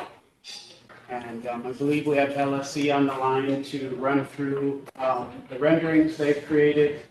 Ian, lead architect for LSE, will go ahead and take us through that. Can you hear us, Ian? I can. Can everybody hear me? Yes. And hopefully everyone can see the screen share. And thanks, Mario, for the introduction. Thank you, council, and thank you, community, for today. It's a big milestone for the Rosebud community today, and just wanted to give everybody an update on the final presentation package for the Rosebud Nursing Home. I thought Mario gave a great introduction, but just to introduce myself, my name's Ian Simonson. I'm a principal with LSE Architects. We've been working with Brandy, Ron, Jared, Mario, and the team really hard over the last 2 years, especially. The project planning actually goes back more than 5 years, but I'd say over the last 2 years, we have really dug into completing the design and construction documents for a now shovel-ready project for the Rosebud community. And excited to share, give a quick broad overview of the project itself. So you can see here the site plan. You can see the dashed line that's lightly drawn in is the location of the existing nursing home facility. And then you can see the building to the east is the proposed footprint of the new facility. The site is about 3.18 acres. And we are looking, we worked really hard with the design team and Brandy's team to locate this building where the existing nursing home facility could remain in operation during construction of the new facility. A look at the floor plans here. You can see overall the building is about 31,600 square feet with 20 beds in the south wing and 20 beds in the north wing. The main entry into the heart of the building comes through the main entry vestibule with expansive views through the dining area to the east with outdoor patio space for some outdoor dining and activities. You can see the areas highlighted in pink are primarily administrative areas with visibility to the parking. The blue areas are generally more geared towards community activity and dining spaces. You can see the green areas highlighted are storage rooms and storage spaces, and then the gray areas are utility and service areas. Again, there's a mix of semi-private and private resident rooms. It'll be a really comfortable, welcoming, inviting, and safe space for the community elders. Wanted to share some exterior renderings that we've completed. So this is a view of the main entry at ground level, moving into the facility. A view on the east face of the building, looking out to the east towards the fields and meadows with some outdoor patio space. A little bit more of an aerial view of that main entry. And then some broader aerial views. This one looking to the southeast. This one looking to the northwest. And then finally, an interior view of what it will feel like and look like as you walk into the building. So you can see in the foreground a reception and welcome desk. And in the background, you can see the dining and community area with wonderful views to the east. So that's what I have to share, and I can turn it over to whoever's next. Thanks, Ian. Just one more note on this property is we've been working with Sioux Group with Water Resources. They have a grant on the project to develop a geothermal well system on that property, and we've designed this building so that the geothermal could be tied into the HVAC system of the building. That project is under design, and Sioux is hoping we can help them with that, but they're a little bit behind us as far as where they're at in design. Any questions for me at all? Michael? Mike, did you still have a question? No, as far as this aspect of the, question, I'm fine. Okay. We've been talking about this for All right. years now. I have questions about the financing stuff, but I'll leave that to later. Anyone else? No? We have PJ here. Oh, this is Ron Ross. Hi there. My name is Ron Rouse. I'm the president of Native American Health Management. It's a pleasure working with you folks for the last 10 years or so. When we first got involved, we had to work with the state of South Dakota to get their Medicaid reimbursement up so that they could pay the cost of running the nursing home. And we were successful in doing that. And then the Cheyenne River tribe came down to Pierre when we were meeting with the Medicaid folks, and they too were successful in getting their Medicaid rate bumped up, because this is for any tribal facility in South Dakota. Every state can work their state plan, as the Medicare Medicaid program, to up rates to pay for tribal members in a tribal facility. We were successful in getting that accomplished in Nebraska. Then we came up to South Dakota and got South Dakota to do it. We've worked in other states across the United States. We've worked in Arizona right now. We're working down in Texas. We got one in Kansas. And so it's a wonderful program where the federal government has decided that they're willing to pay quite a bit more for tribal facilities. And like Randy was telling you, we're at about $470 a day now, and we're going to go up to about $490 a day.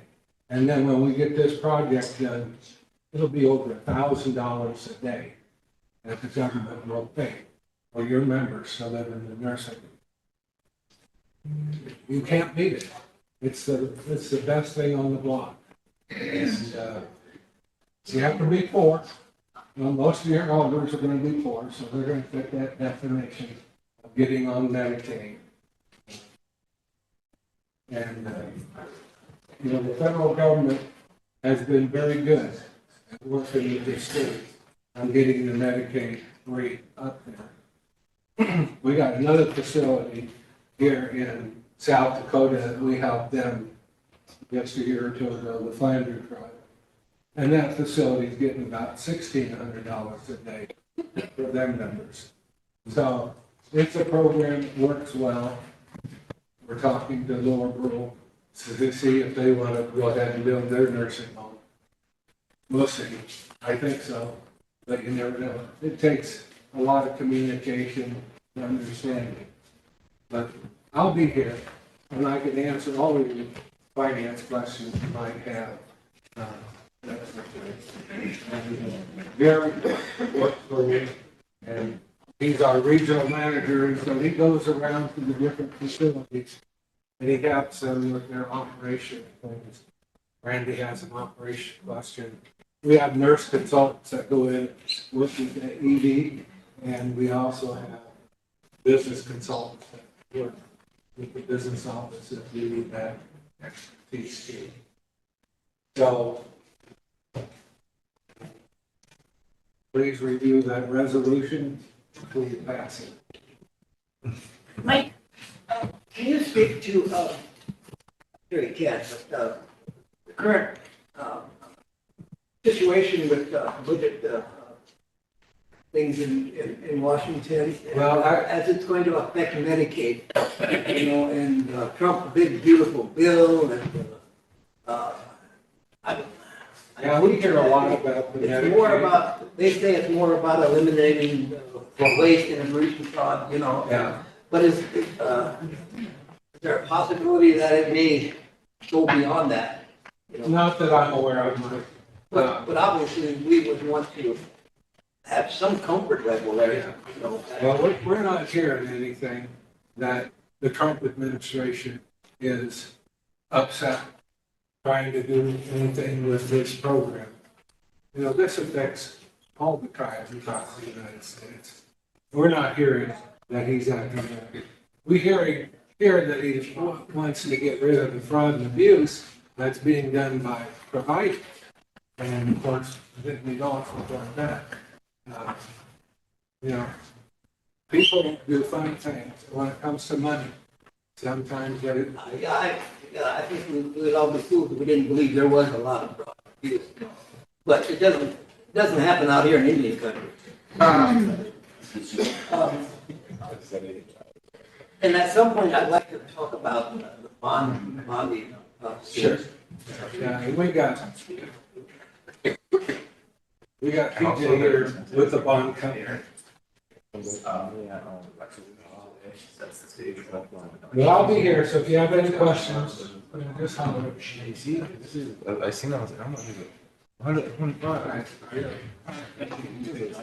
For the heart, that's just figured it out. By the heart too, like, it's all made by the heart, bro. Best view, man. Hi, good morning. My name is Paul Grieger with D.A. Davidson. We're a investment banking firm headquartered in Great Falls, Montana. I'm here representing our Omaha, Nebraska and Oklahoma offices. Before you, you have a resolution that, if approved, would authorize a trust indenture as well as a private placement memorandum that would allow us to sell up to $30 million of revenue bonds. We currently have the financing size at approximately $27 million, and it is scheduled to amortize over 25 years. As we've done in other similar places, we'll talk to funds that own these types of bonds, and we'll begin those conversations within a week or two of the approval of this document, and then we're on a schedule to hopefully close the financing and provide dollars by the end of June is the targeted time. We have a lot of work to do to get there, but we're trying to hit that target because we have a guaranteed maximum price that Mario's team has arranged for the working group, and those numbers are good through that amount of time. If we have to delay our sale of bonds for anything that happens today or anything that happens in the markets or in Washington or on my end, then we have a little bit of flexibility in the documents to increase that bond issue size to meet changes in price so long as the aggregate principal amount of bonds does not exceed $30 million. If something else were to happen in the market that we can't see or control today, we would have to come back before you and talk about that and ask for additional approval that would be provided or denied at that time. with that, I might stop and do my best to answer any individual questions. Yes, sir.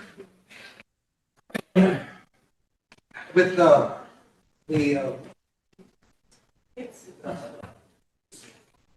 to think of the right word here. Trump's policy when it comes to tariffs and all that stuff, you know what I'm talking about, it's all over the news. You know, has caused uncertainty in the bond market, has it not? Agreed. Yeah, and I'm concerned about, you know, a long-term 25-year debt like this, the interest rate that we have to, you know, that we have to offer in order to finance this project. You know, I don't know that this is the best time, you know, stability-wise, you know, uncertainty-wise as far as the bond market, you know. Did Eric go over this? You kind of see where I'm going there? You know, even the difference of 1%, you know, I would think over a 25-year period, it's going to add up to a lot of money. It's a meaningful number, and I can quantify it for you. Yeah, and we have to, I noticed in the agreement, we have to offer other collateral. I understand that. This building that we're sitting in was built a bonding scheme where we had to put up this collateral lease income from certain acres of land that we try going. You know, that was a 40 years thing, you know, so. But doesn't take, as I said, it doesn't take much of a difference in the rate, you know, to add up to a lot of money over the long term.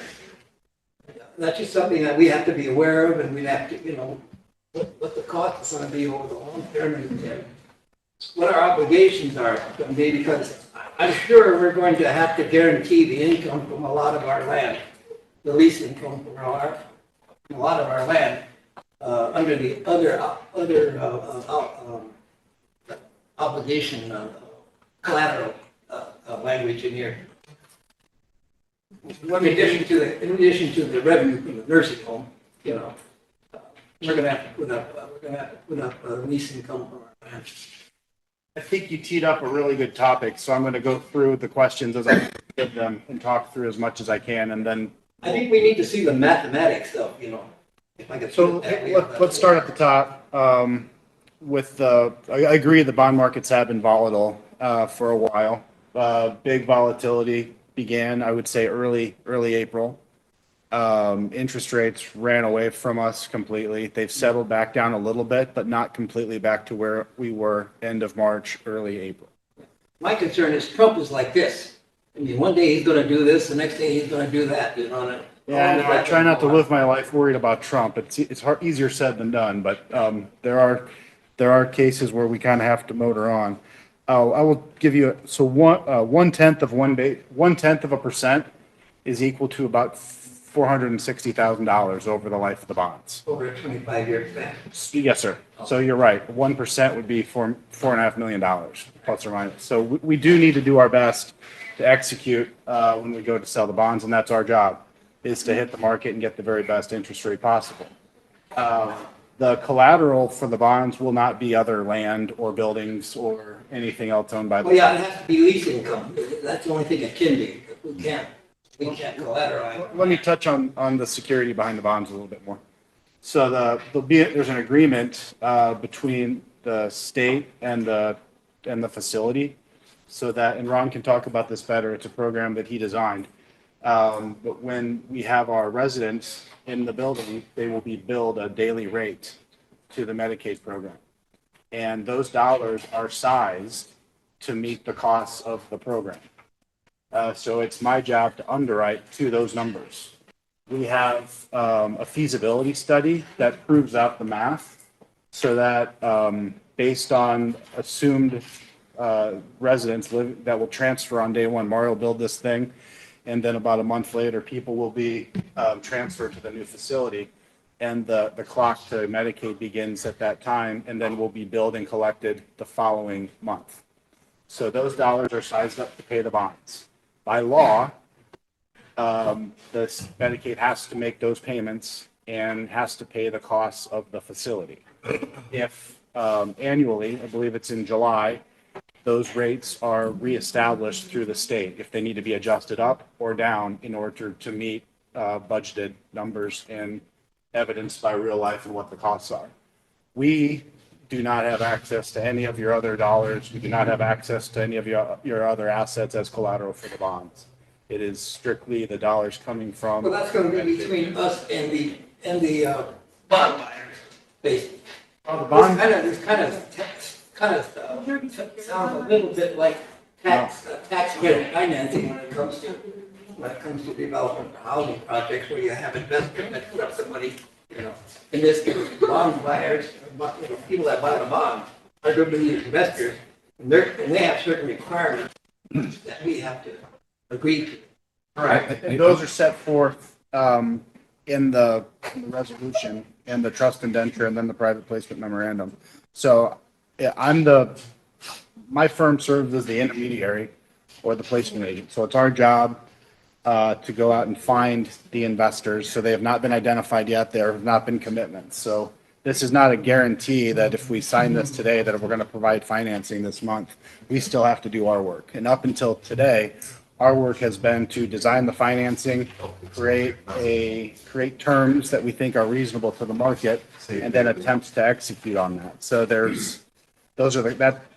work will fall on my colleagues here in the coming weeks to negotiate the terms and the interest rates, et cetera. We have estimates, and we think we're pretty close. Yeah. Mike, My point is, we have to be educated enough about this and feel comfortable with whatever you come forward with.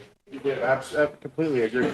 That's part of today's discussion, to answer all the questions that you might have and make sure we're comfortable moving forward. Yeah, Mike, early on, when we first started talking about these bond issues, I asked these guys to be sure and not include any of our tribal other assets as collateral. So the only thing they're offering to these bond people is the agreement we have with the state of South Dakota on our Medicare to pay it back and the facility itself. Nothing else is out there. And that's going to be the extent of the. that's the extent of the collateral, and that's how they're going to sell these bonds. Okay. There's no land that's. Yeah. Well, I just couldn't figure out what we could offer, you know, that would, other than the land. Under the laws, there's really not much we can offer, so we have to get real comfortable telling this story to the institutional market so that they can see the time that Ron's team has put into it and that this thing is sized right to cash flow. And in working with Casey Peterson, we've come up with a good forecast that tells the story on paper of how these Medicaid dollars are going to pay this thing. And that's why the interest rates are a little higher, because whoever buys the bonds is accepting some risk. Yeah. And whether the interest rate on your bonds is 6% or 7%, it does not impact the tribe, since everything is being sized to the cost of the financing and the cost of the project, and ultimately paid for by Medicaid. Yeah, I have to admit my way of looking at this is somewhat influenced by thinking how this building was financed back in the day. This is a totally different program. I do a lot of bond issues throughout the year, and this is a unique one. This takes me an extra minute to understand and explain, so I'm here as long as you want to talk through the details. Madam President, can I ask a question? Sorry, couldn't see you. You're fine. Thank you. Good morning. I just wanted to ask a clarifying question because I might have got myself confused. But so the increases that you're talking about being able to reimburse at the new facility rate, that 500 plus or whatever, that is what's designed to pay the loan off, right? Or whatever, and also be the collateral? And also pay for any maintenance increases or any costs within the budget? That's all been already done, right? Okay, I just wanted to make sure, because that's what was explained before, and so that's how we still are. We don't have to put anything else other than the way this has been developed through that process that the other gentleman just explained. Okay, thank you. That one-page summary of the resolution, I think, does a nice job outlining some of these points. Particularly, I wanted to, under background, the third paragraph says in writing that the bonds will not be a general obligation of the tribe or a charge on the general credit of the tribe. So that's where we touch on the collateral being the dollars from Medicaid being billed and collected for the purpose of paying the bonds. That's all outlined in the resolution. So because it's a bond, that's why we can't have like a fixed interest rate or something like that. It will be a fixed It will interest rate, but I can't guarantee the interest rate today because I haven't sold the bonds. And I can't sell the bonds without your approval. So the sooner the better, kind of, while it's less volatile right now. Yeah, I don't know if rates are gonna change a whole lot over the next 6 months, but the big issue is the guaranteed maximum price. You okay? The guaranteed maximum price that's been established by Frankel Construction. That's what we have to hit. That was that June deadline or yeah? Okay. Right. Thank you. So we had a different number sort of in mind, and as time goes on, those numbers go up, and I think those numbers are moving against us and the project more dramatically than anything on my end.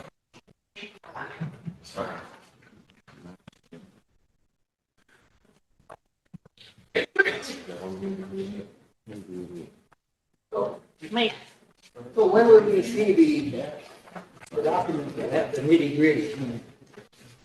The final, you can say that with me. We're obligating ourselves to, in the bond. the other thing that once we sell the bonds, everything will be detailed. The resolution also authorizes an authorized officer to sign off. Once we sell the bond, we're gonna be into it, Right. That's not where I'm going, I'm talking about what are we getting into? So, yeah. Bond financing. We need to understand that. Yes, what we're getting into is a 25-year. I'd rather talk about it now than wait till right before, we're that close and then a problem comes up because, Well, let me be. We're going to do it. Yeah, I totally agree. So let me be clear. Today, if this resolution is authorized, you're giving us the authority and the trust to go out and sell the bonds and complete the nitty gritty. This also authorizes a authorized officer, which is defined by the president, the vice president, the treasurer, and the secretary of the tribe to execute final documents. So what I'm telling you today is we're allowed to sell 25-year bonds. We think the interest rate's going to be in the neighborhood of 7%. We think that the annual bond payments are going to be in the neighborhood of $2.5 million. And we have a feasibility forecast that supports that. Those are the high details here. I don't have anything better than that today because I haven't finalized the terms with a buyer. It could be that a buyer accepts a little bit lower interest rate than what I'm talking about at 6.5. It could be that we got to go a little higher to sell the bonds, but I won't have that until I'm ready to commit. And once I'm ready to commit, then I have to go to the authorized officers and say, this is generally what we presented to the tribal council.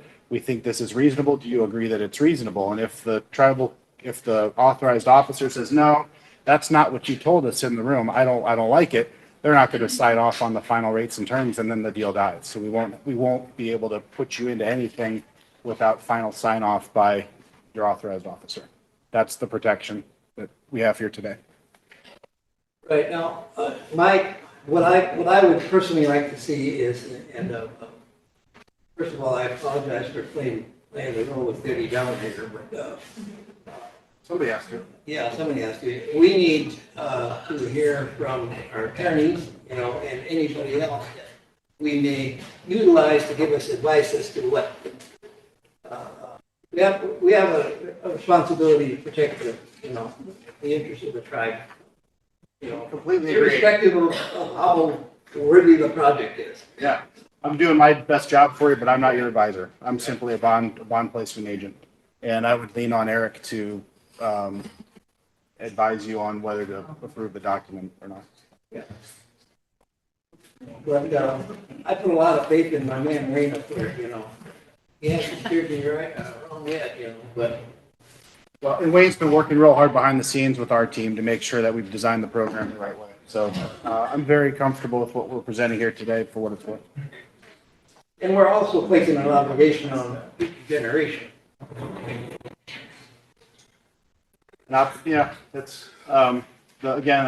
I think the onus is really on the Medicaid system. And I'm an old guy, I may end up out there pretty soon, So I haven't missed an opportunity. We want to put you in a nice facility. I just had a quick question. Has Eric been a part of this review at all? He's aware of the language in there? I'd let him answer. Oh, sorry, I didn't see him in here. Hi, Eric, sorry.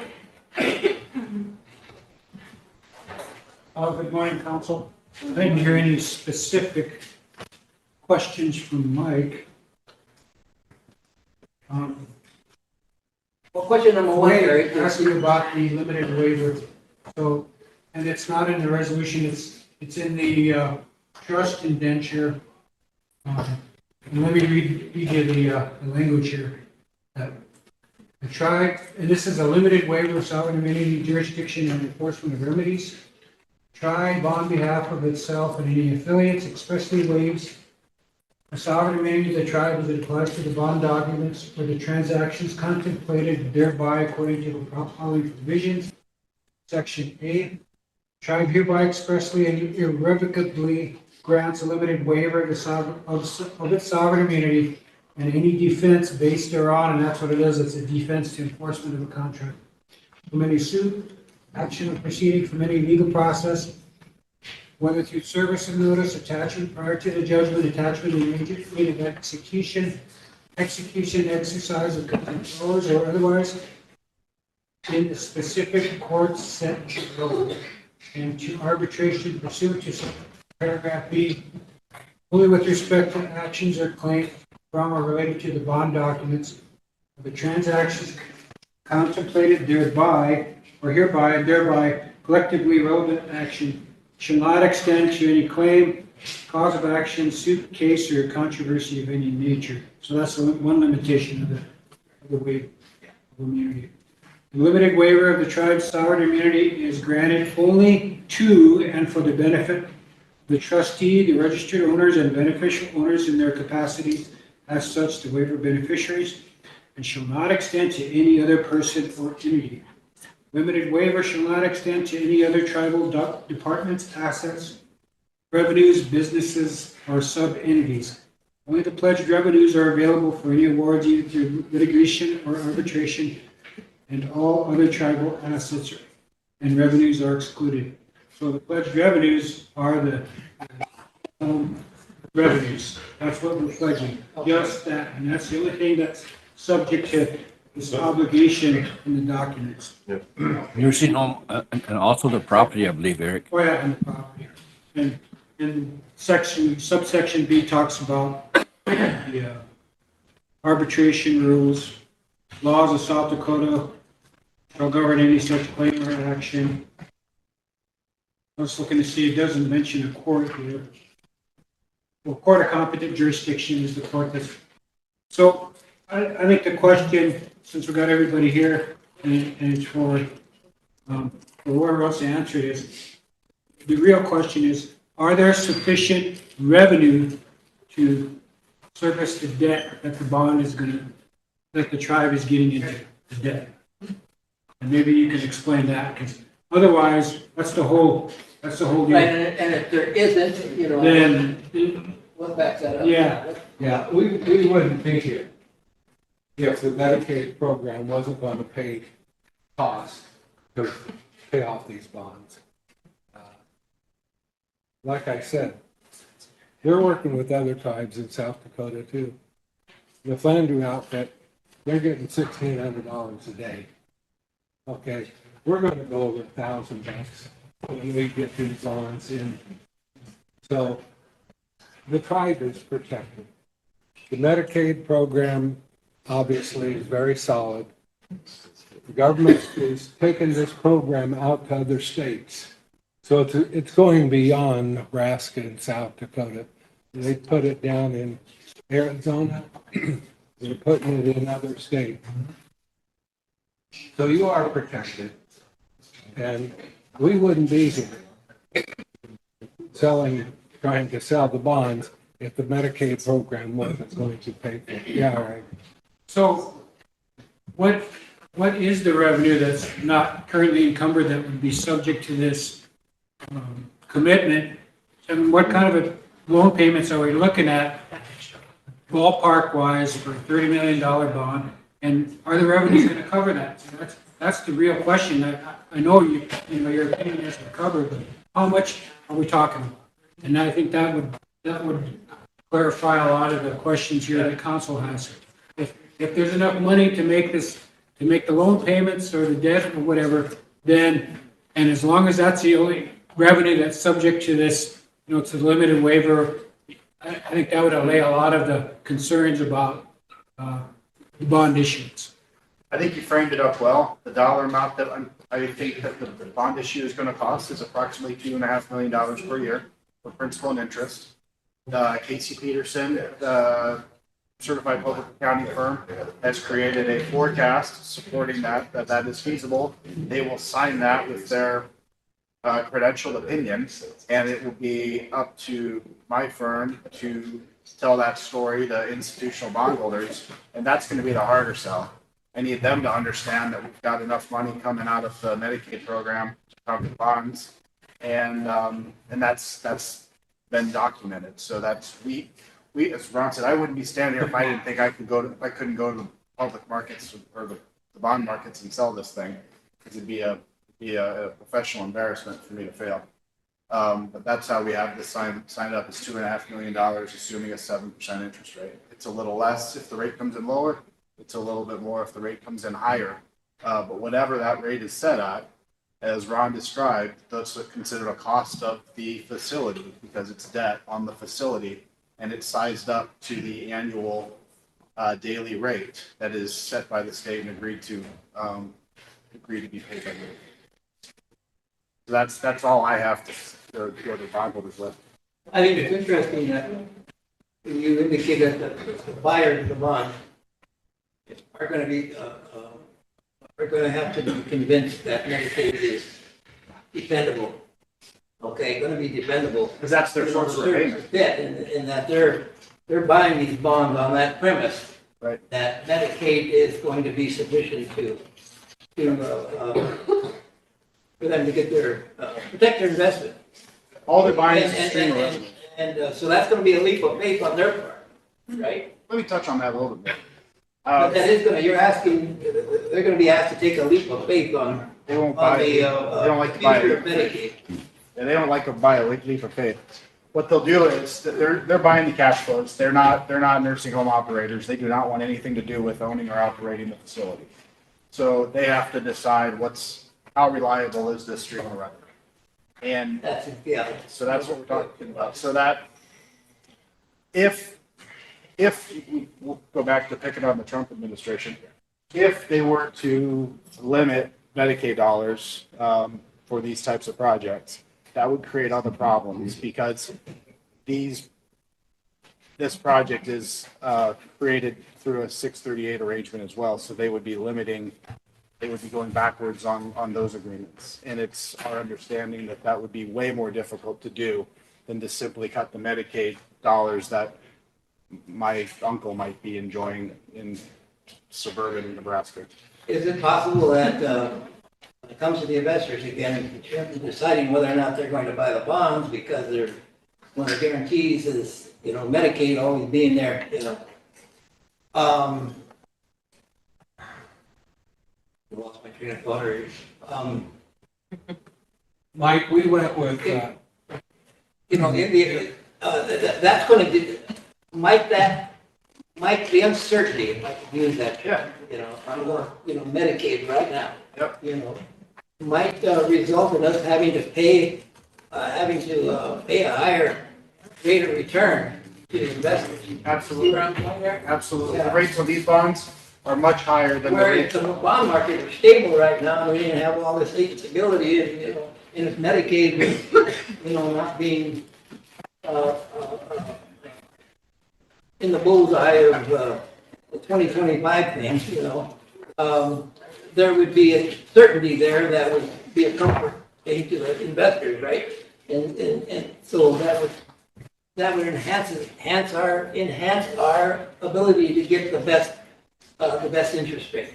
Yeah, I could get a better interest rate for you if I was allowed to have a general pledge of the tribe, but we didn't ask for that because we know it's not going to be offered. I did this for Mario one day. We were talking about different interest rates and costs of bonds. We were talking about Rapid City Public Schools held a bond election and got to sell bonds based on property tax paid by the owners of the district within the, or property within the district, their cost of money on a 25-year bond issue would be around 5%. Because, and they'd have a lot more buyers and investors that would be interested in owning those bonds. Because we have such a limited security here and a unique instrument, we have a very limited audience of institutional investors that would even talk to us about this bond issue. So the same groups that buy the school bonds and city bonds aren't going to be buying these bonds. They're going to be bond funds that are used to taking a little more risk, taking a little bit more time to understand the credit and the story, and in turn they expect a higher That rate. generally results in you're having to pay them. Absolutely. Yeah. So I'm telling you 7%, I'd be telling Rapid City Schools 5% today. Yeah, I don't want somebody to confront me down the road before I die, you know, that, hey, you know, because the bond market is paying, you know, 4%, and you guys signed down the deal where you're paying 6, you know. Or 7. Why did you do it? Why did you put us in that position? I mean, that's. No, that's a fair conversation, and that's why I say it's because that's That's how, what that's what my understanding. that's the credit, that's how the credit's gonna be. We need to understand that. Right. I have Eric and, oh, Emily and Eric. I just wanted to break down that question about the revenue stream a little bit further. So your assessment that there's enough revenue to pay for the debt. So that's based on your current occupancy rate and your current number of beds, or is that based on after construction and you add a number of beds? How does that work? Now, we're doing it on the current, now, we do anticipate getting more residents once we get the new building, and that'll only help us. But So how many residents do you have now? 32. What's your maximum occupancy? Well, right now, we have a license for 50.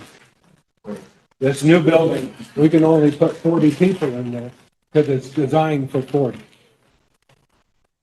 You know, we were successful in getting D.A. Davidson to sell the bonds for the White Clay facility for the Oklahoma Sioux tribe.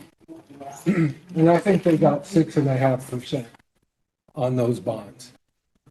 I don't recall what the bonds were for Flanders. 6 something. Yeah. Emily has a question. So my question was kind of along with what Eric was asking about, like the actual breakdown. And I know I asked it generally earlier with no numbers, but because it seems like there might still be confusion. The numbers that you said were, we have 33, potentially 37 would be the sweet spot if we could give that. So even if we did it at 33 or 37, we're still looking at, if you got that increase of $1,000, you're looking at like $33 million or more annually that would come in from that. So that would definitely be enough to cover that $2.5 million or whatever Eric was asking about. But I think the other question is, if this goes like it's intended to, and we get approved for that increase, additional whatever, for having a new facility for the daily whatever, that's what we're hoping for this whole thing to work. So what happens if Trump cuts Medicaid? Is that going to affect the $100 or the $1,000 per day if we get locked in? And the reason why I'm asking that is because we've been kind of told by some other people, if you have an agreement and it's in place, then that's going to take a legal kind of route to get out of those agreements. And so if we are getting into this and we get locked in and we get approved for that, 1,000 plus or whatever that increase per day is, are any future potential Medicaid cuts going to jeopardize that daily increase? Yeah, I can't predict the future Medicaid program. I can only tell you, the rules that we're under right now allow us to get paid. And I don't see Trump screwing with that program. Was the math breakdown accurate as far as that was the intention, was you're going from $470 or $490 a day now to your $1,000 or whatever that increase is going to be, and then that increase is then the mechanism to pay for all of these increased costs, and plus still keep us running and maintaining everything. Okay. All right, I have Sherry and then Eric. Thank you. I assume that this health board, or this reports to the health board committee, right? Yeah. I'd like to call for the chair of the health board to read in the resolution, please. Just for clarification, they have their own board. But I'm happy to read it in if you'd like me to, but it does not come to, it did not come to. Eric, So they have their own board. Eric, I have one question or request before you read the resolution. That section in the trust indenture on limited waiver, could that be inserted in the place where it references 10.3 and then insert that whole paragraph into the resolution? I know the resolution is already pretty long, but that's some of the concerns of council, if they want that specific language also in the resolution rather than the reference to. I don't have any problem with You would the same thing that you just passed Yeah, around that you read? yeah. Okay, yeah. And we do that. Got a stick and some water ready. I knew that I just didn't know if you guys reported to a house board. We do come to the house board, at times, but we haven't brought this in. This is kind of detrimental for us to get it approved so we can still have our June 30th groundbreaking because our facility is just slowly falling apart. So that's why, if we move it back, it's gonna move the construction and move everything back further. And Jordan's our, chairperson for our board, so that's why Jordan's with us. before it's read in, Sherry has a question, and I want to make sure before it's read in, it's very long, before you make your decision, if there's any questions between sections 1 and 14, that you ask them, if you've read the resolution in its entirety, if you have questions on any of that, you should ask those questions now before it's read in, and you make your motion to approve, because we don't want to have questions after the fact. Mike? Yeah, to follow up on that. Well, being asked to make a, Yeah, because 1 through 14 has a lot of things in there that aren't normally brought up in a resolution. So before you make your final decision, if you have questions on any of that, you should ask them now. I just want to call a point of order. Point of order to discuss, in order to discuss resolutions, they need to be read in and have a second. So that's why I asked for the chair to read them in so we can start discussing the resolution. So, thank you. You have a lot of win there, Finley. Long resolution. First, you need to vote on emergency legislation to bring this on the floor. Motion for emergency legislation? Second, Toltz. Question, Mike. All in favor? 1, 2, 3, 4, 5, 6, 7, 8, 9, 10, 11, 12, 13, 14, 14. Opposed? 0. Not voting? Number? 14, the number is 116. 116. Motion to approve resolution 2025-115. And second, Lila? Go ahead. Jesus. I need to start. Okay. Number 1. Just do the whole thing. Okay, whereas the Rosebud tribe of the Rosebud Indian Reservation, South Dakota, the tribe is organized under the Indian Organization Act of 1934, 25 U.S.C. for section 5101 at the Act. Whereas the virtue of the tribe's sovereign rights as an Indian tribe and pursuant to the Act, the tribe adopted the Constitution and bylaws of November 23, 1935, which was approved by the Secretary of Interior on December 20th, 1935, which has subsequently been amended from time to time. This is the tribal constitution. And whereas pursuant to Article 3 of the tribal constitution, the legislative powers of the tribe have been vested in the Rosebud Tribal Council. And whereas pursuant to Article 4, Section 1M of the Tribal Constitution, the Tribal Council is empowered to safeguard and promote the peace, safety, morals, and general welfare of the tribe, including healthcare and housing facilities for tribal elders. And whereas the tribe presently owns and operates a long-term care skilled nursing facility located in White River, South Dakota, for the benefit of its tribal members, the existing facility, which is past its useful life and is in need of replacement. And whereas it is necessary that the tribe replace the existing facility with a new 40-bed long-term care skilled nursing facility to be located in White River, South Dakota on land owned by the tribe, known as the project. And whereas the tribe intends to issue its tribal elder care revenue bonds, Rosebud Sioux Tribe Nursing Home Project Series 2025, in the aggregate principal amount of not to exceed $30 million, the bonds, for the purpose of financing the cost of constructing, equipping, and furnishing the project, as well as to fund related reserves, costs, and advances associated therewith. And whereas the project shall be owned by the tribe or an wholly controlled affiliate thereof, including any nonprofit corporation or instrumentality which may be established for such purpose. And whereas the interest on the bond is expected to be excluded in gross income for federal income tax purposes. Whereas in accordance with section 103 and 7871 of the Internal Revenue Code of 1986, as amended the code, the Treasury regulations promulgated thereunder Revenue Procedure 2008-55, and the list of Indian entities recognized and eligible to receive services from the United States Bureau of Indian Affairs 89 FR 944. As published on January 8, 2024, it is in the best interest of the tribe to issue the bonds with obligations on which the interest will be excludable from gross income for federal income tax purposes as provided in the code. And whereas, in connection with the issuance of bonds, the tribe shall execute a federal tax certificate, the tax certificate, pursuant to which the tribe shall agree to comply with certain tax-related covenants with respect to the use and investment of the proceeds of the bonds in accordance with certain internal revenue service tax guidelines described therein, which provide that proceeds of the bonds are to be used exclusively in connection with essential governmental functions of the tribe, and B, adopt policies and procedures to satisfy all applicable requirements of the code in order to preserve, post-issuance, the tax-exempt status of the bonds.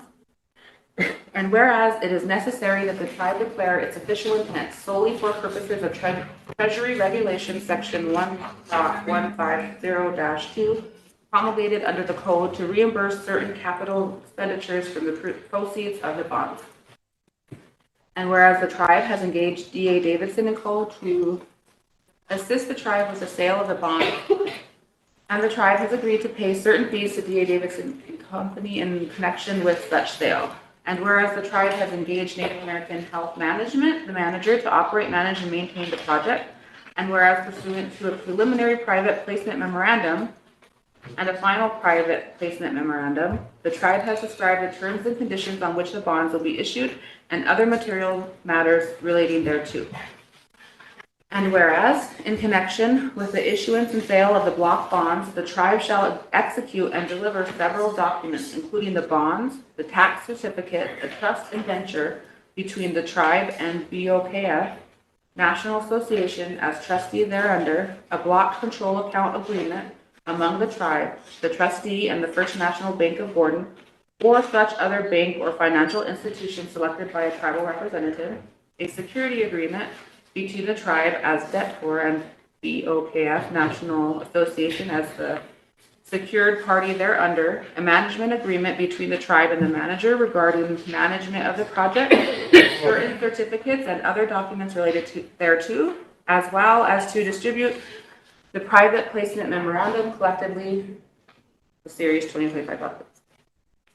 And whereas, in order to make the bonds and the Series 2025 documents enforceable obligations of the tribe will make an irrevocable limited waiver of its sovereign immunity as specifically set forth in Section 10.03 of the indenture.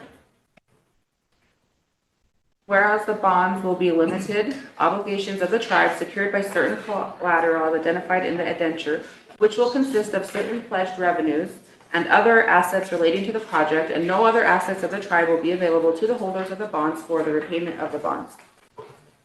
And whereas the Tribal Council has reviewed the forms of the Series 2025 documents, the preliminary private placement memorandum and the private placement memorandum, and has determined that such Series 2025 documents and private placement memorandum, including the terms, conditions, and structure of the borrowings, their revocable, limited waiver of tribe sovereign immunity, the pledge of the collateral, the consent to jurisdiction, and the agreement to arbitrate, all as set forth in the Series 2025 documents, are acceptable and in the best interest of the tribe. And whereas the Tribal Council will delegate to each of the president, the vice president, the treasurer, and the secretary, or anyone authorized to act on behalf of such tribal official, the authority to negotiate and authorize the final form and term of all of the Series 2025 documents to execute and deliver such Series 2025 documents on behalf of the tribe. And where... Madam Chair, Yes, Mike. I understand we have to read this, but I understand that our questions are to be stimulated, if you will, by, as we read this, right? At the end of it, At the end of after it? she's done reading it in. Holy mackerel, this is a long document, you know? Don't interrupt. And I have a question, you know, on something that was already read, you know, and it would seem to me that would be the best way to do this. Mark it and. Yeah. She has to read it. Almost there. Sorry. I realize that, you know. Give her a breather, huh? Continue. Spot. Oh, man, sorry. Whereas, am I the third one? Whereas upon the approval of this resolution and the execution and delivery of the series 2025 documents by tribal representatives of performance by the tribe of its obligations under the series 2025 documents will be duly authorized by all necessary action of the tribe pursuant to the tribal constitution, law, customs, and traditions of the tribe, and will not violate the tribal constitution or any tribal law, customs, or traditions. Now therefore be it resolved by the Tribal Council of the Rosebud Sioux Tribe of the Rosebud Indian Reservation, South Dakota, as follows. Section 1.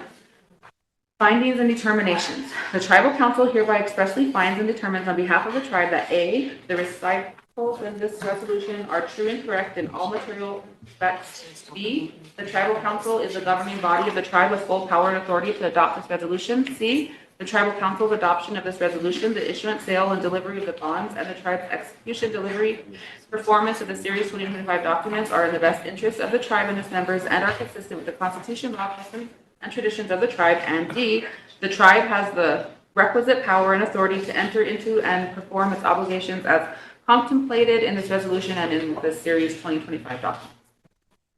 With regards to the project, the Tribal Council further finds and determines on behalf of the tribe that A, the tribe and its members are experiencing and have identified a severe need within the community to provide long-term skilled nursing care to its members. B, other than the existing facility, which is past its useful life and is in need of replacement, there are currently inadequate or no viable options available to members of the tribe to provide long-term skilled nursing care. C, the tribe has identified itself as having the burden of providing long-term skilled nursing care, which is essential for the well-being of its tribal members. D, the existing facility and the project will be an extension of the tribe's other health care activities, which it provides for its members. E, the tribe does not operate the existing facility as a commercial enterprise. As I, the tribe's objective is not to earn a profit, or 2, the existing facility is not in competition with any for-profit entities. 3, the existing facility is not operated in a commercial manner, and the tribe will not operate the project as a commercial enterprise. And F, the tribe shall manage the project with the goal of maintaining rates at a level sufficient to recover operating costs and accrual reserves needed to fund maintenance and scheduled capital improvement, and with the objective of maintaining general affordability and not for the purpose of generating a profit from the project, which has as its purpose the goal of alleviating the needs previously identified by the tribe in this resolution. Section 2. Approval of the bonds, limited obligations of the tribe to contract with bondholders. In order to provide funds to finance the cost of the project, the Tribal Council hereby authorizes the issuance and sale of the bond in one or more series in an aggregate principal amount not to exceed $30 million, with a final maturity no later than 30 years from the date of issuance of each series of bonds, and bearing interest at rates such that the true interest cost of the bonds does not exceed 12%. In substantially the form and content set forth in the herein authorized indenture, each tribal representative is hereby authorized, empowered, and directed to approve of the final amount, maturity dates, principal amount, redemptive provisions, purchase price, the rate of interest, and such other terms and provisions relating to the bonds, subject to the parameters set forth herein. The provisions of the indenture relating to the bonds be and the same hereby are approved and confirmed and are incorporated herein by reference. Upon issuance, the bonds will constitute a special limited obligation of the tribe payable solely from and to the extent of the sources set forth in the Series 2025 documents, as applicable, and secured solely by the collateral. No provision of this resolution, the Series 2025 documents, or any other instrument shall be construed as creating a general obligation of the tribe or as incurring or creating a charge upon the general credit of the tribe. After any of the bonds are delivered to any underwriter, private purchaser, or lender, each as described below. This resolution and each of the Series 2025 documents shall be and remain irrepealable until the principal of premium, if any, and interest on bonds are deemed to have been fully discharged in accordance with the terms and provisions of the Series 2025 documents.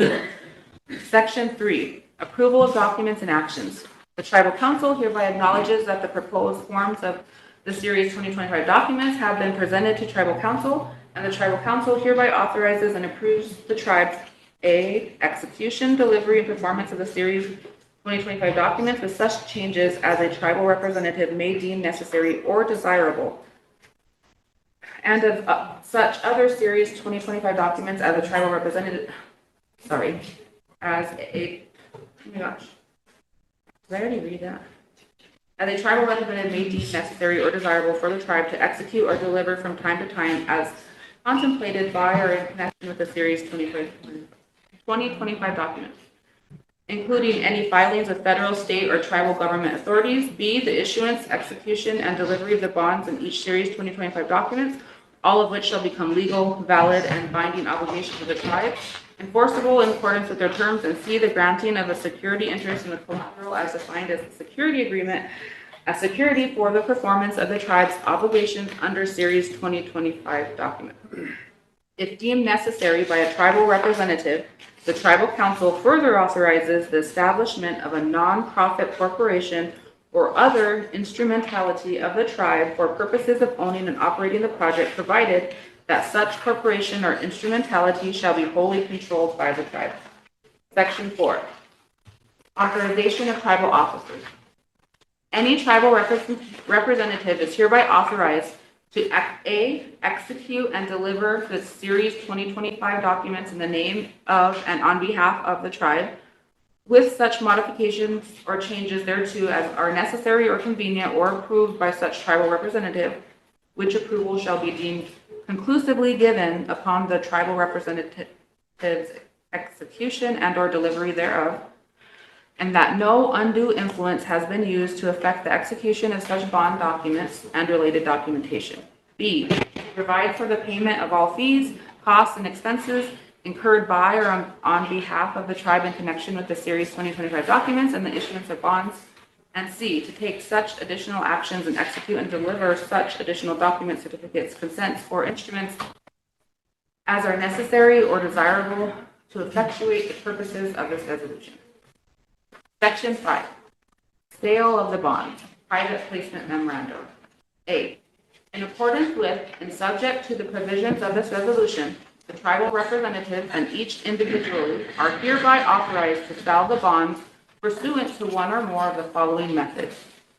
1, the tribe is authorized to sell the bond to D.A. Davison & Co. as purchasers of the bonds, the underwriter. Delivery of the bond shall be made to the underwriter as soon as practicable after the adoption of this resolution and the issuance of the bonds upon payment therefore, or in accordance with the terms of sale. The tribe is authorized to enter into a bond purchase agreement. The purchase agreement between the tribe and the underwriter in form of substance acceptable to any tribal representative.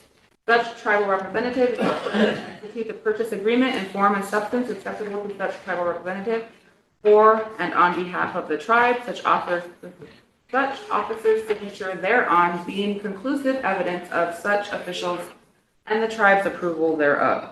The underwriter shall have the right to direct the registration of the bonds and the denominations thereof within each maturity, subject to the restrictions of this resolution and the adventure.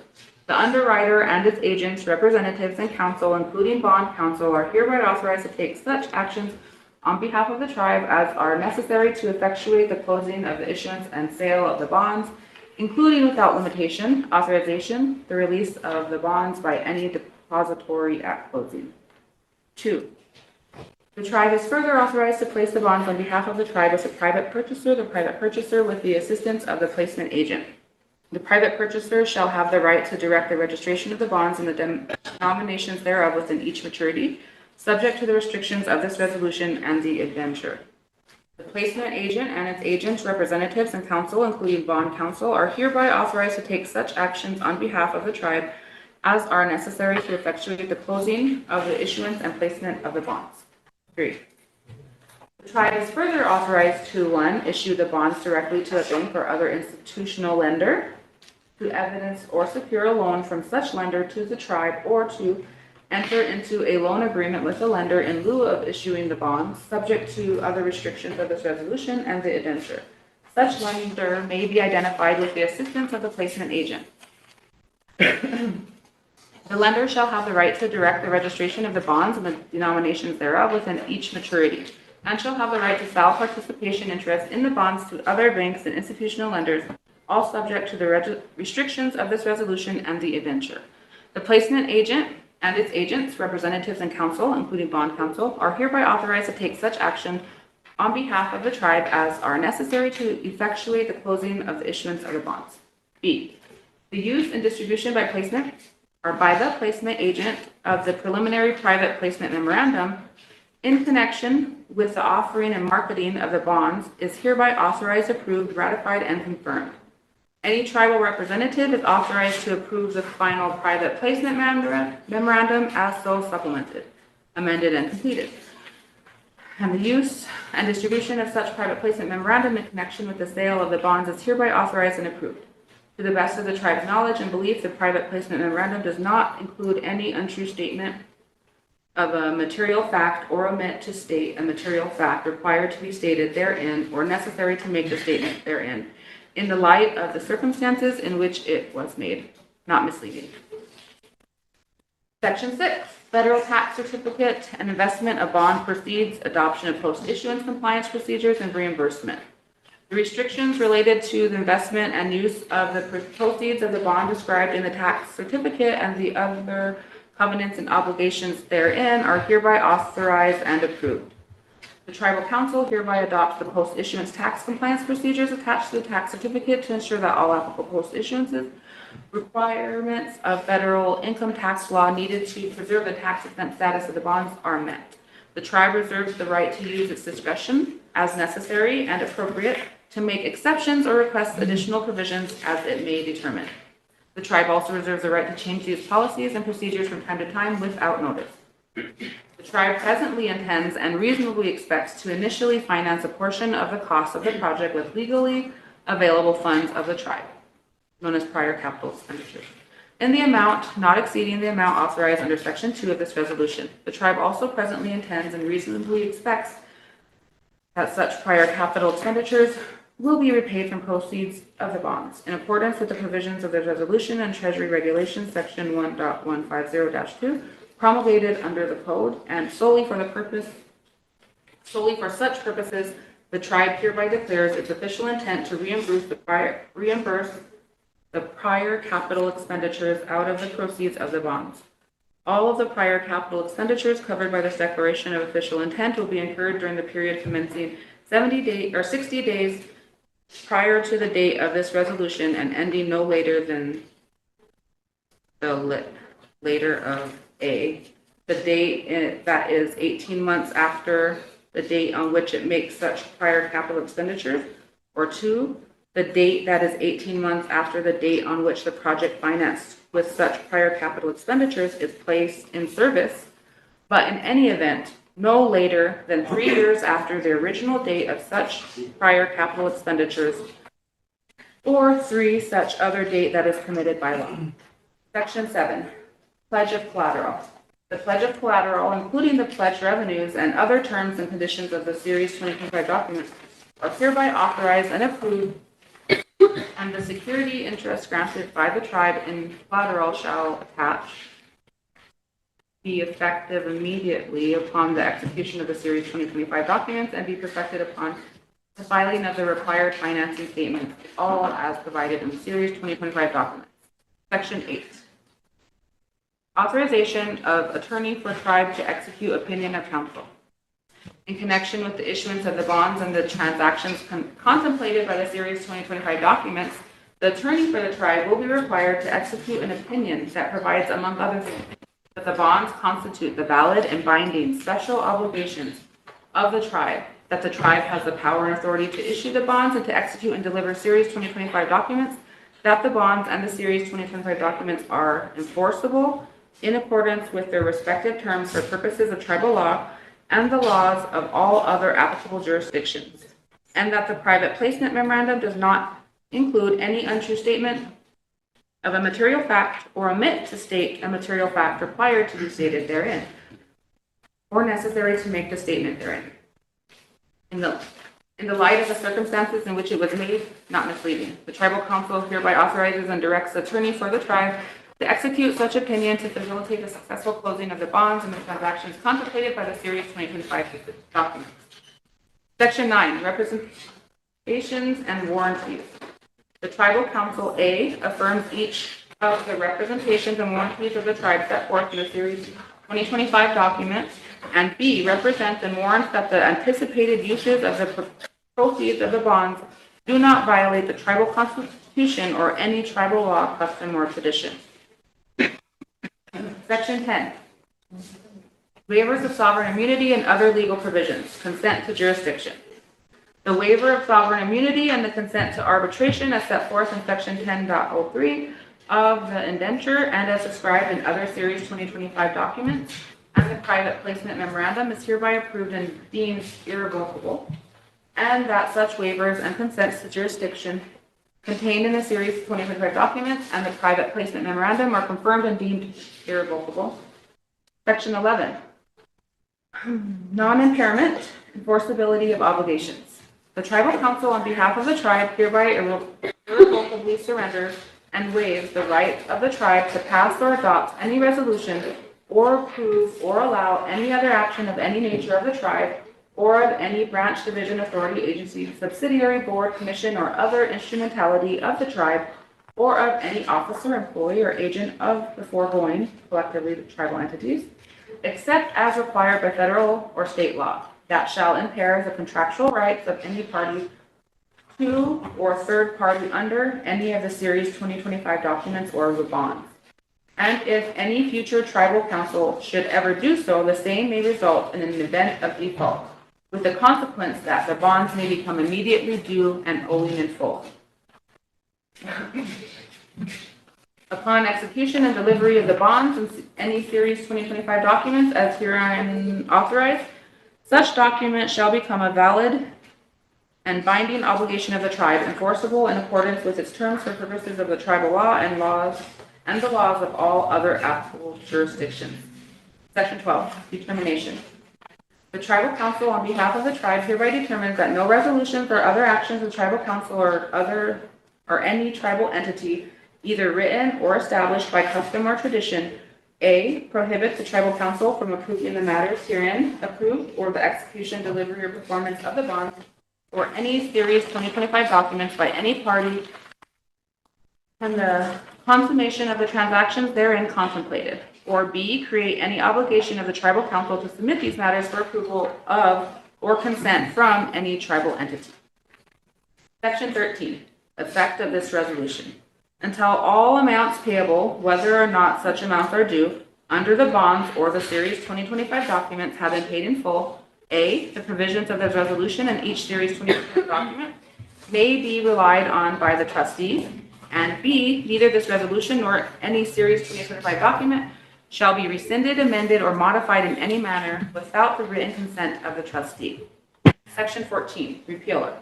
Any rules, regulations, decisions, orders, judgments, resolutions, or other action of the tribe, any branch, division, authority, agency, subsidiary, board, commission, or other instrumentality of the tribe, or any of the officers, employees, or agents of the foregoing, whether written, unwritten, or established by tradition that are in effect and are in conflict with or inconsistent with the terms of this resolution, the transactions contemplated herein, or any provision set forth from the bonds or any Series 2025 document are hereby to such extent deemed qualified or superseded, and this resolution shall be the same.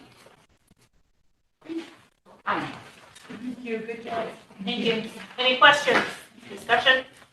Mike Bolts.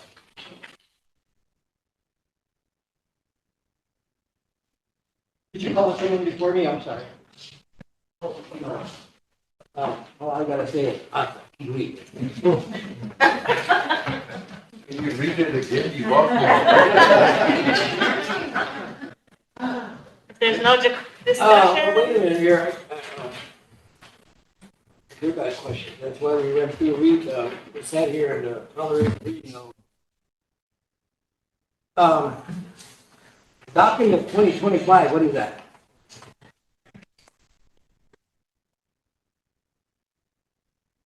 Anybody want to answer him?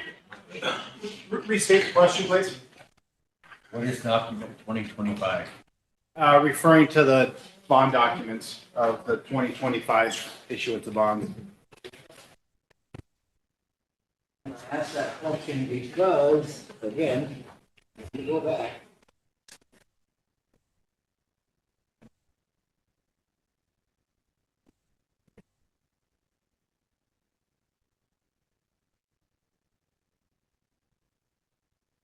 There's verbiage in here that says that we have read that document. Somewhere in reading it says that we have read that document. We haven't read that document. The attorneys did. Well, yeah, the attorney did. I don't know, so I'm gonna hear from our attorney. I have the drafter of the document on the line too. Steve Lights of P-TAC Rock can speak to the phrase too, if helpful. I prefer my attorney to. Agreed. There you go. I'm sorry, Eric, Mike had a question about the document. I wanted to engage Steve here too as well. Good morning, afternoon, Steve. Eric, the question is, what is the 2025 document? Because we're testing and passing the resolution that we have read it. That's what went around, right? And that's a document or not. I don't know if you have all electronic email. I sent them last week by email. Is that the same thing that got passed around that we read? There was like 4 documents in that email, the one I forwarded. Steve, does the 2025 document reference all bond documents or does it reference the resolution specifically? It 2025, the series 2025 documents references the bond documents. Yeah, in the on page 2 of the resolution, about halfway down, the whereas clause has a definition of series 25 documents, and it includes the indenture and the other documents relating to the financing. And those are presented in draft form because they may need to be tweaked through the marketing process as we negotiate with potential bondholders. That's correct. So Mike, I still haven't heard from my attorney. Eric, he's waiting for you. Well, like I said, I emailed those. I assumed everyone has electronic email. If the final documents, it sounds like aren't ready yet, maybe we can change that wording to say that the draft documents have been reviewed rather than the series 2025. Are you satisfied with the document? Yeah, I've been through them, yeah. I guess that's what I'm Yeah, here. I've been through them, and I see, that's why I sent them last week so everyone else would have a chance to go through them, so. Page 2, there's reference to several entities. One of them, the First National Bank of Gordon. What's that? What's their? We're going to appoint, as part of this, we're going to appoint a trustee bank. My preference is going to be BOK NA, which is Bank of Oklahoma, doing business out of Lincoln, Nebraska. We're going to use them as the trustee. And then the Bank of Gordon is. Why the Bank of Gordon? We're Well, I know about the Bank of Gordon. I knew they done a lot of business. And that raises my. It can be any bank. We're gonna. It also says or any other bank. So I'll probably use a different bank. I'm going to use. But that's the bank of record in here. Well, it says or any other bank. Another bank, possibly. Or any other bank. All right.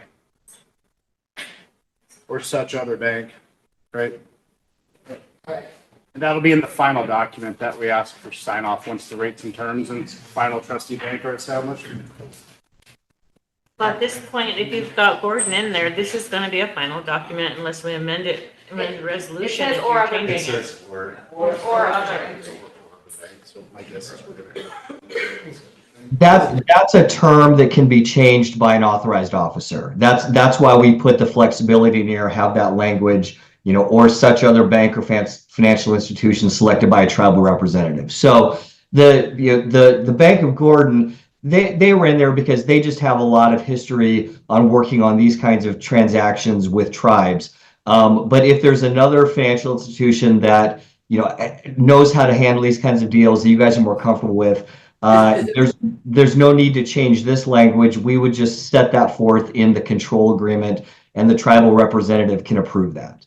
And seriously, they have had experiences in helping out Pine Ridge with bond financing, right? Yes. So that's why they have a record here. Yes. Yes. And that has something to do with why they're. Yes. All right. All I wanted to- Sherry? Thank you. One thing about this resolution is that we're not delegating, the authority to the tribal president like we usually do. And, in section 2, sorry, there's no page numbers on this, but. Okay. Page 6. On page 6, B, it says any tribal representative is authorized to approve the final private placement memorandum. I think we should change that. It needs to say that the delegated representative. So I just had concerns with that. If you could clarify the purpose of that wording, or. So excuse me, I apologize if there aren't page numbers on this. That's not okay. In the second to last whereas clause, which will be, I think, on page 3, we say the tribal council will delegate to each of the president, the vice president, the treasurer, and the secretary, or anyone authorized to act on their behalf. We name them as tribal representatives. And so the delegation is to that group of people. And usually we want that to be a small but also broader group. We want it to be the officers who are in the know, just in case someone's not available at a time when certain decisions need to be made. But that's where the delegation of authority is gone. Those are the 4 people to whom it's been delegated. If you would like to narrow that, that is absolutely your prerogative. Go ahead. Tribal president or asking to have the president delegate so that it's not confusing between all of the tribal councils? Yep. So in that section 2, if we could put, instead of each tribal representative, if we can put the delegated tribal representative.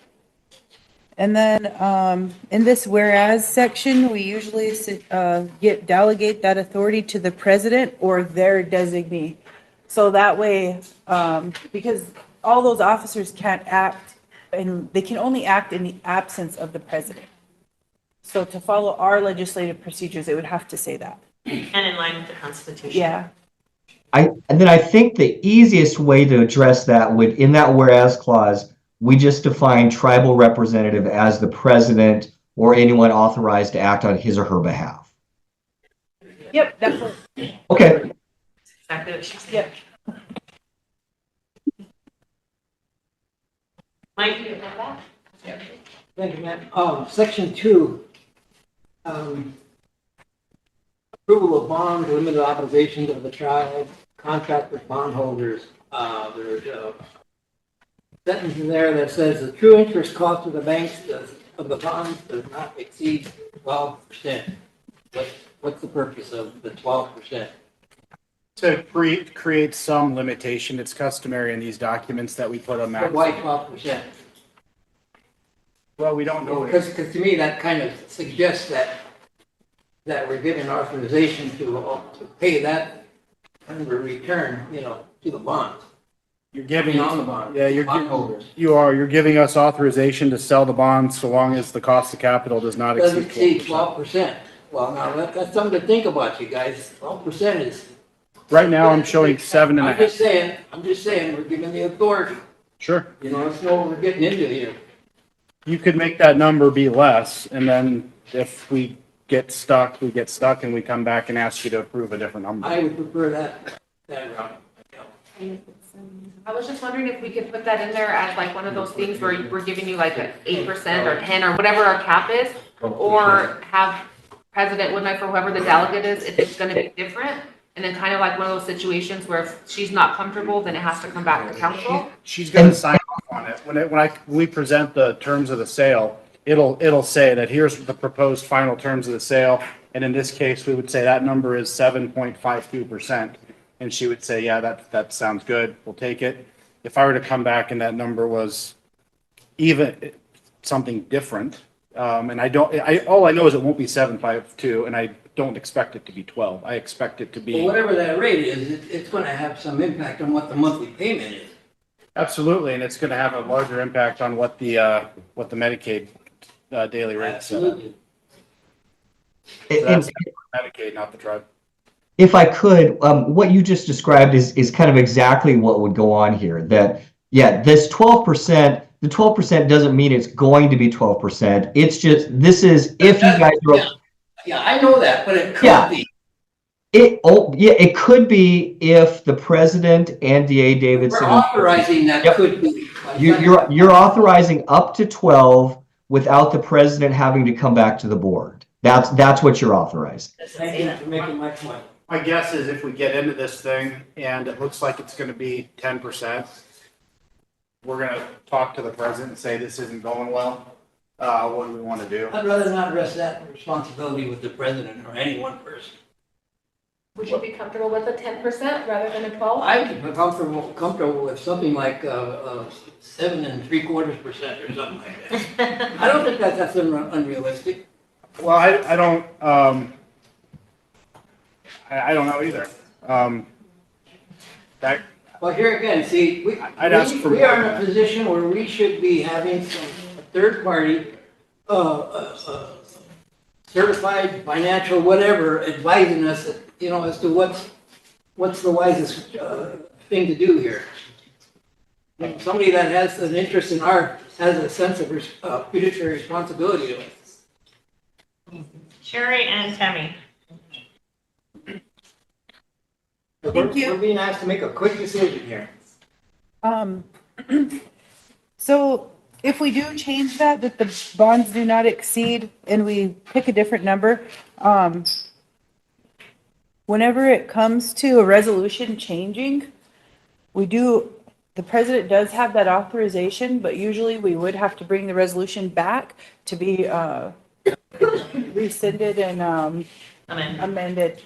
So I don't think that his concern is that bad, because she couldn't just say, yeah, go with it. It would have to come before us.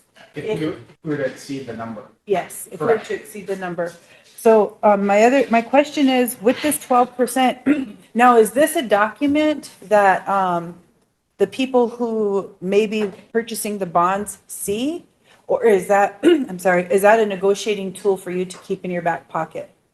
That number should have no bearing whatsoever on what the buyers think. It's a public document as far as I'm concerned, but they shouldn't say, oh, the tribe said we'll take it up to 12%. So in that case, instead of being willing to accept the bonds to 7.5, I'm going to say 10, and then say, hey, Davidson, look, you're still below what they authorized. That's not at all the intent or how we do business.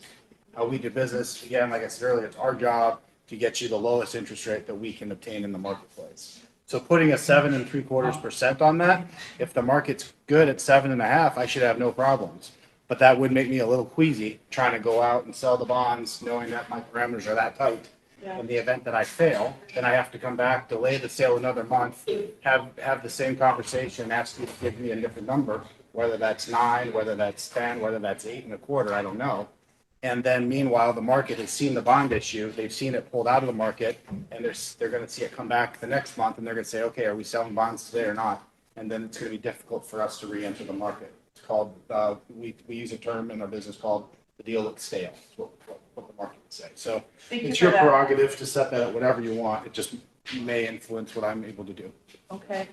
Is the council comfortable with 8 or 9? I'm comfortable with 7.75, and if they can't get it done at that, then come back and tell us. But what you just said Because we're giving him the authority to go up to whatever amount we put in there. Absolutely. And I'm not happy with, I'm not comfortable with. I'm okay with 9 Okay with 9. or 10 even, but that would be like the max, you know what I mean, before having to have this whole conversation. That's why I thought like, if we trusted them to negotiate lower and lower, understanding that they're not gonna just run in there with our max, Yeah. that would make sense to me, having that 10 threshold, but Trust but verify. We have I don't have a fiduciary here, as it's been brought up, but I do have an obligation to deal fairly with the tribe and with the investors. So we've never dealt with you before. No, you haven't. I'm just telling you what the regulations do to me. Right. And I've been doing this for 25 years, and we have a good track record of success and good relationships, good reputation. We don't want to jeopardize that. Is 9 workable? Let's put 9 in there. There are no comps out there right now, so that's part of my issue. And Steve's issue is we don't have a deal just like this that's been done in the last 3 months that we can say, oh, see, this should be a 7.5 or this should be an 8. We kind of made up these interest rates based on the limited marketability of the financing and what others in what we call the high yield space are buying bonds at. Mike also he mentioned the volatility in the market. That's a real thing too. I mean, if it gets above 9 or 9.5, then it's gonna run. And I don't know that at that point we're not selling interest rate. We're not hearing that the rate's too low. I would think we're hearing that they don't like the credit. So at some point, interest rate no longer brings in buyers. So you tell me. I think 9.5 is fine. It creates the same limitations. Oh, we don't know ourselves for sure, you know. And we're gonna take I'm in the market every day, and I don't know what it's going to be. In the medical profession, they say it's wise to get a second opinion, you know. Really quick, I would like to ask our attorney to explain what a limited waiver of sovereign immunity is. I want to be clear to the public that it's not jeopardizing our sovereignty, or that we're not selling sovereignty, that it's just protecting an investor's interest in a specific project and limited to that. So, the provision I read earlier on the limited waiver, the limited waiver of a sovereign immunity is a defense to a contract if there's an action brought to enforce a contract in court, if it's a tribal or governmental entity. So what the waiver of sovereign immunity defense means is that the beneficiaries of the waiver, which would be the parties to the bond issuance can enforce these documents in arbitration in a court of competent jurisdiction, but they would only be, the only risk that the tribe is risking as collateral is the revenue from the nursing home, basically. That's kind of a nutshell. Thank you. Of how I understand it. Appreciate that. If that's all with you, Sherry, I have Tammy and Evie. Okay, Evie? thank you. Good afternoon, everybody. I just wanted to provide a little bit of understanding of how revenue generation happens at the facility. I might lean on Ron to help explain that too, but this 473 number we're throwing around, and if we get this new facility, it will go up to 1,000. That's all dependent on what it costs us to operate our facility. So if this loan costs us more, then that $1,000 number goes up more. So if we're paying a 12% interest, we're gonna be getting more back to pay that off from the state. Is that correct in how I'm explaining that? And so while That is correct, but they do want to see a reasonableness on the bonds, you know? yeah, You can't just throw out, I don't think 12% would be considered reasonable. This is the cost of the bond. well, it is. But what I wanted to explain is that what we're proposing on how we're gonna pay this mortgage is dependent on what it costs us to operate that facility. So by getting into this $30 million loan, it increased that mortgage to $1,500, Monthly payments are. whatever the monthly payment is. that increases our cost report, which then in turn increases our reimbursement rate that we get per resident per day. Does that make So you're saying basically Medicaid will pay the interest It's similar rate, to the irrespective 5. of what it is. Correct. It is similar to the 105L leasing program that's through in the Department of Interior, but this routes through the state of South Dakota through the What Medicaid guarantee do program. we have that they will go with that? But Medicaid doesn't, I mean, they dictate to us what they're gonna give us, basically. Well, no, in Under the our law, under the situation, law, you in know. our situation, we negotiated the tribe, put the nursing home under the 630 contract. We went to the state, we negotiated with the state of South Dakota what rate we wanted. And so while we get $473 per resident per day reimbursement, some facilities that you see close around us is because they're only getting $100 or $200 per resident per day reimbursement, providing the same service. So because we have that ability and because it's in the law to do so, that gives us this opportunity and unique opportunity to capitalize on that additional reimbursement. That makes sense, you know, but I guess, how do we know the state would? Ultimately, the money just flows through the state. Negotiate with the state, and you know how that relationship is. You know? Yeah. And they'll probably judge their decision based on whatever other, nursing home financing deal they may have been involved, you know what I'm saying? I do, but our fund, so our reimbursement, it flows through the state, but again, it's federal, just like Indian Health Service, it comes, the Medicaid comes through the feds to Indian Health Service. There's no Same thing guarantee with they'll us. go along with 12% in terms of. Well, no, and I'm not suggesting that we enter in an agreement paying 12% interest, but what I'm trying to explain is that regardless of what that interest rate is, if it's 7% or if it's 9%, we're gonna be able to recoup that additional cost on the back end.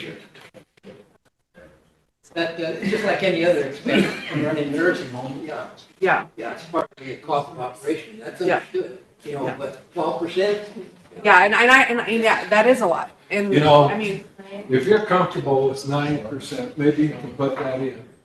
I mean, that's a good rate for the investor. It's something we can afford, and it's something that could get passed. So if you are comfortable with the 9, you could probably put that in 1 million. I also want to bring up, we've already communicated with Medicaid, and Medicaid is on board. We've visited back and forth about how the process, because previously they have helped with new facilities and starting new facilities. So our facility is a little bit different because we are already operating. So we had to work with them at, through Medicaid to make sure that they're on board with us and that how are we going to do our reimbursement and how soon is it going to come in. So we have visited with Medicaid and they're on board with us moving forward with this. So. Any more questions? Sherry? Madam Chair, I'd like to call for the question with the amendment, the 9%, the delegated authority, and the issues that our attorney, Antoine addressed. All in favor? 1, 2, 3, 4, 5, 6, 7, 8, 9, 10, 11, 12, 13. Opposed? 0. Not voting? 1. Motion carried. Thank you. All right, thank you. Steve, you'll send a revised resolution to Eric. Yep, we'll send that to Eric. Thank you for again. Thank you for your help. Thank you.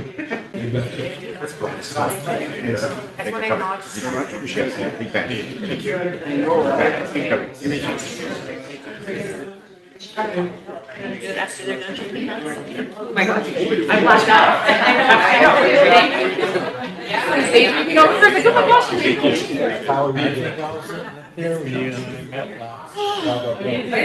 Madam Chair.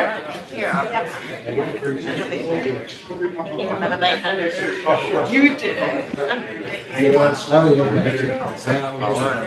It's coming together. Thank you for coming. You bet.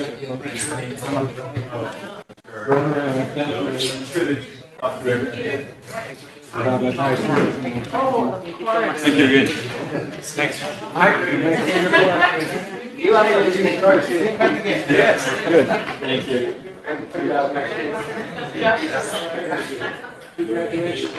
Back again. I went the wrong way the first time. As soon as he gets up here, Mr. Ross.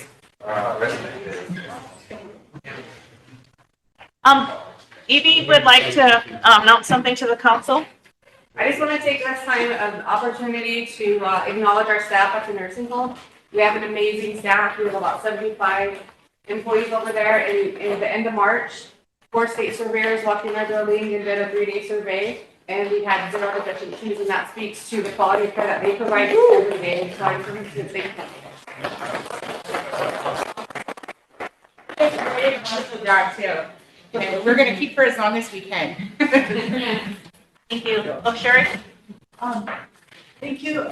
So with all this talk on Medicaid and Medicare, I think we should probably ask our attorney to draft a resolution, with the, that we would not like to see changes or whatever the changes are that the Trump administration is trying to make to Medicaid with the budget cuts. And also if we could have him draft a letter that gets delivered to not just the South Dakota senators, but all of our senators. Watching a lot of the things that are going on in the political realm, I feel like it's a lot of people, and we do this here sometimes too, you know, we'll cut something or stop something and not know how it affects people.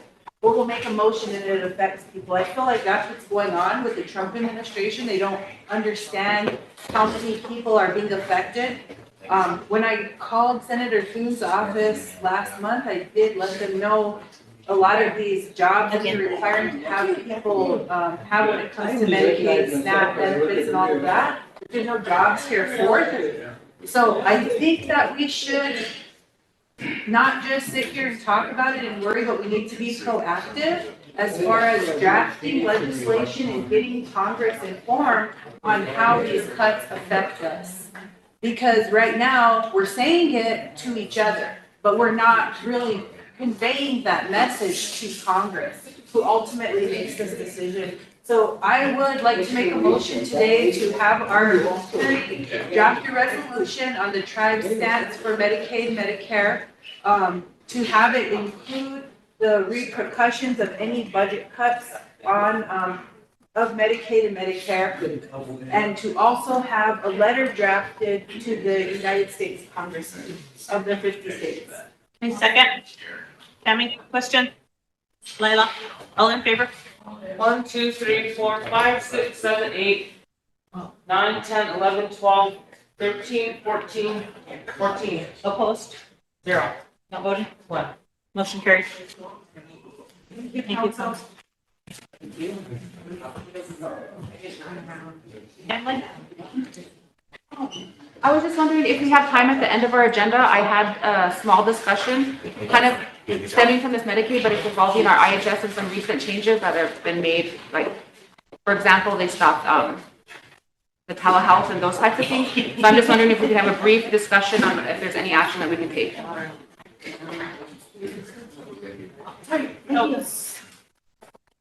Any objection, I'd like to bring animal community up with, and it's pertaining to what's been going on out there and with your proclamation also.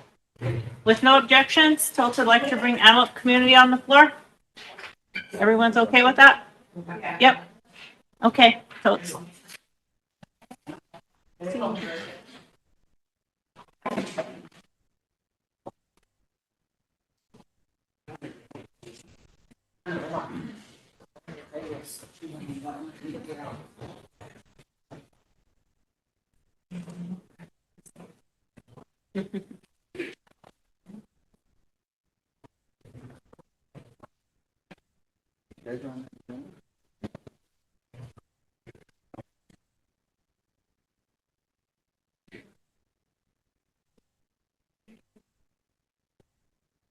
Good afternoon, council. Good afternoon. I want to apologize. We're here at crucial state that's been happening within our communities, not only in Antelope, but in every community. We had a special meeting last night in Antelope community. We had some council representatives in attendance and some CPA representatives in attendance also. It's a very important issue. We've been addressing this issue for 2 years, asking for help. And I just called the secretary's office and asked for research when we start asking tribal council for help for the meth epidemic that's been going on and all the crime and the violence that's been happening. We've had 14 resolutions on file dating from 2005 to 2023. And we still haven't received the assistance. So I'm here now asking council for help. There's motions. Today I'll have passed out the motions that were made in Antelope community.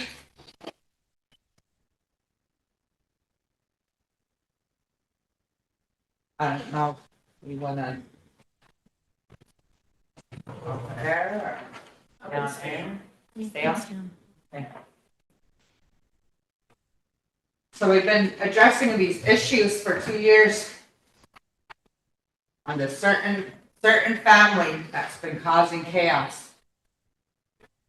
We met with the chief of police. We met with some of the tribal officials here at this council chamber. Our former council rep, Jordan Ron, was present at this meeting also. We were screaming for help then, and we were screaming that someone was gonna end up getting shot. Someone was gonna end up dying because of the violence that's been happening. Now look at where we're at now.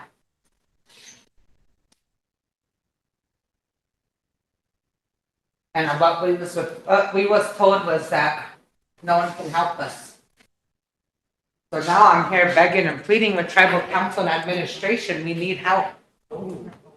And I just seen Madam President declare a state of emergency. I didn't get to see the documents on that, but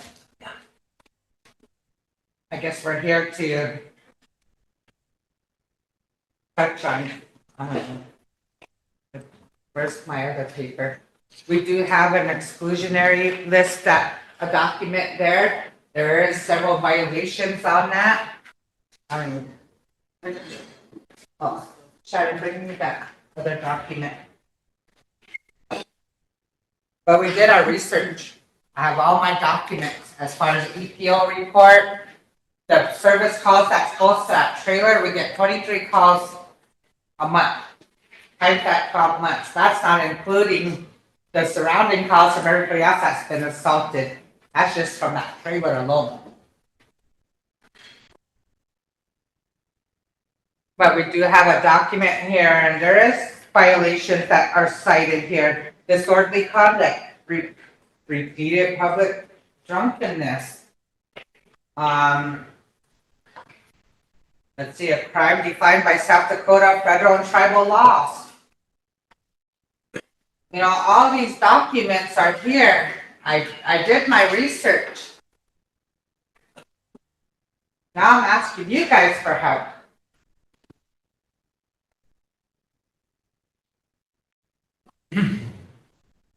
We did. Oh, were you gonna say something first?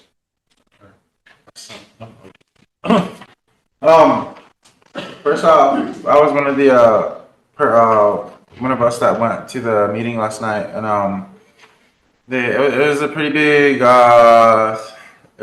conversation because there's a lot of people there that, you know, it's something that you want when you have a meeting like this.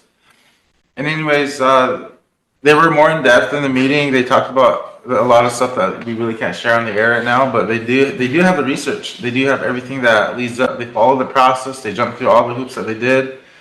And at the bottom of this excerpt, they're asking for a resolution that's asked from the tribe to support what they're trying to do in their community. Not saying that the tribe has to act on it, but that we support what they're doing, and that's the emotions here. And so I feel like, I mean, if you want to bring it up, we can, or bring the motion, or we can have conversations about it. You know, I just have something to say too, because they've been requesting help.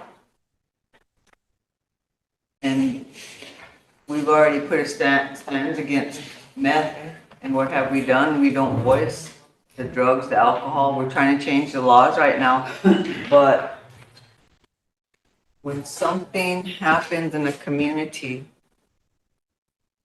and people reach out, they reach out for a reason, for help. Now we lost a life because we just turned the other way.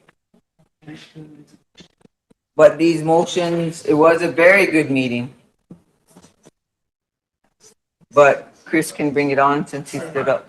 I'll motion to, have Eric draft a resolution in support of the motions that Antelope is trying to, do. Like, strong support, that we support him with the, 3 motions. yeah. Second? Mike Bolts, question? Lila, all in favor? I got a question. Oh, you have a question? Oh. Oh, you have to do this process first. Accused of drug use and, alcohol and violence. Do you have, does the police department have a record of this? Did you sign a complaint? Were they ever convicted of this? Let's go on record because it has to do with his family member, Madam Chair. What's the question Point of order, point of order. Oh. We have a resolution, we have a motion on the floor. We can have the discussion, we can get to that point, Elvin, then we're gonna go off the air. We have some information that the Antelope community would like to share that can't be shared on air. So I need a motion to go off the air. Go in executive. Go into executive. Don't we still gotta vote on this motion though? Should we do that before we go on Because executive? he has questions and they don't want to do that right until we can go off air. So we can't vote until he asks his question. We can't ask questions on air, so I think we have to leave. Yeah. There's a motion on the floor. I have a motion on the floor. I have a second. Do you have a question? And he just told And I me have a that we have to question. go off air. We can't vote until the questions are heard. Question? No, he has a question. Oh, he has a question. And you told him that he has to go off air to talk about it, right? Yeah. They are asking for us to go off the air. I mean, unless his question is completely separate from the motion. No, this question, the community said that he's a, person of, or conflict of interest, there you go. Yeah. So that's why we're going off there. Colin, can you take us off there, please? Sure, yeah, executive.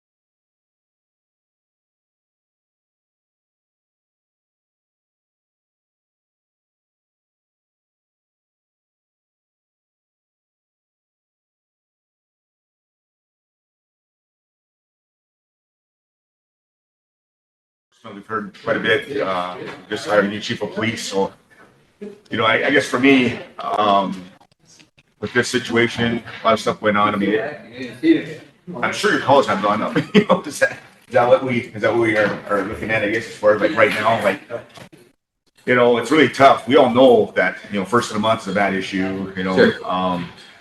Also like, weekends, I guess, and it depends on what's going on, but,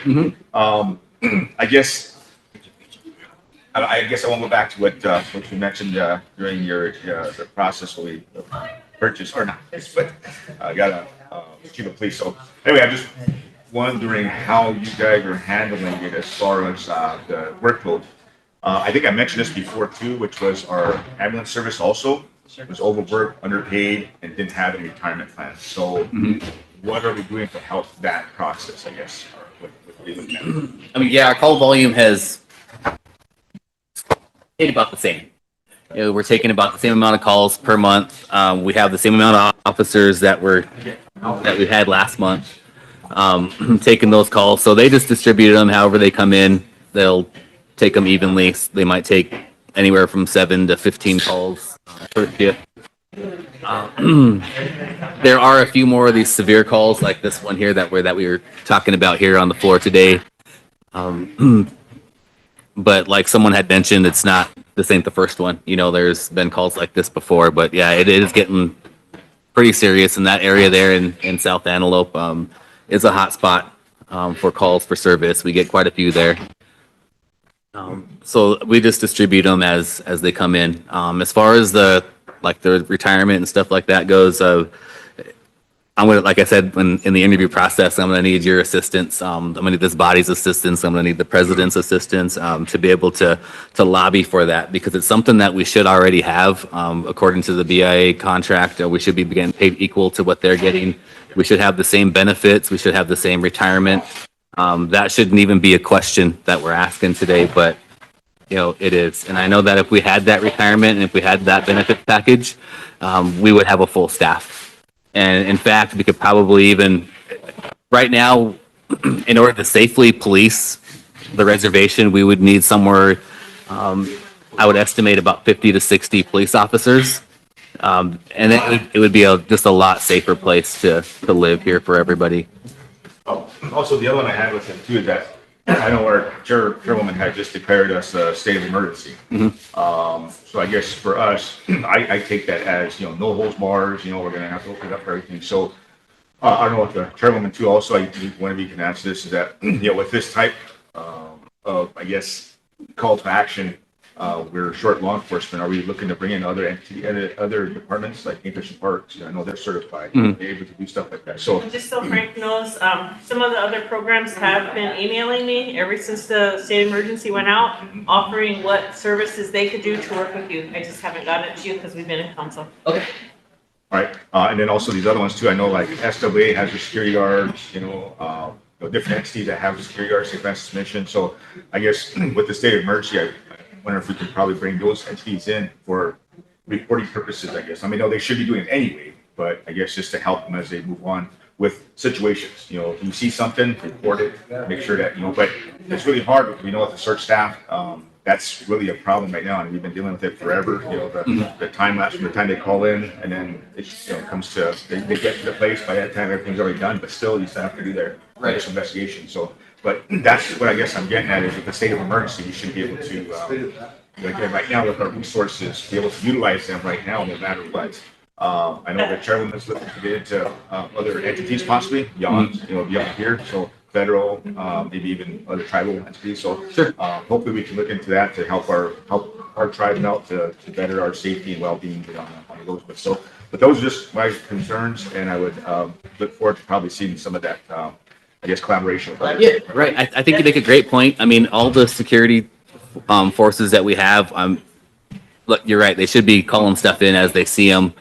They're kind of that is really what their purpose is to call those in and maybe maintain a safe distance until we get there. We wouldn't want them to act on anything or try to intervene in any way, but at least just be there and stay in visual contact with them at a safe distance. As far as the other collaboration and stuff goes, I did receive an email from Matt Tucker, the director of GFP, and he's offering his services. A few of his game wardens are commissioned as well. So we're working on some radios so that we're able to communicate with them, and they're able to respond to traffic with us, and maybe even take some of the calls themselves. You know, they are certified law enforcement officers, so it would make sense to use them in that capacity. That's exactly what a state of emergency is developed to do. It is to bring everyone together to assist with the emergency situation.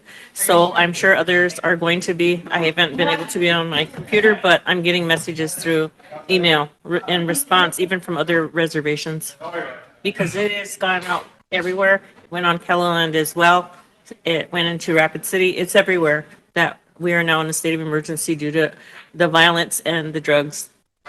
One thing I will add is at a training seminar that I was at a couple of weeks ago, I did meet with the chief of police for Pine Ridge Police Department, and we were in early discussions of bringing forth a drug task force just for our 2 tribes alone, not really excluding, but just not relying on any outside sources besides ourselves. And I think they have like 5 personnel that they had, and we have 5 now. Ourselves. So I think 10 people, that's a pretty good sized task force to be able to go out and do any kind of drug interdictions and things like that. So I think that's going to be beneficial for us. I did expand on our drug task force at our police department, and I did adjust the schedule. So everything, we've kind of been trying to cut back on overtime. That's always been an issue. We really high up there in overtime spending, and so I cut back a little bit, but I think with this state of emergency and the scheduling that we have right now, we will open up some of that overtime a little bit, and the operations that we will be doing will be strictly interdiction type operations. So we'll have 5 or 6 people at any given time doing nothing but that, and that was kind of something that we always had in the works anyway. But with this state of emergency that we're in, I think we'll do that immediately. We had one operation this past weekend. It went pretty well. We were able to make some arrests. We were able to find a little bit of drugs and stuff off that. So it's working. And to be able to do that and to focus your attention 100% on that and not have to worry about taking calls, that really opens the doors for us.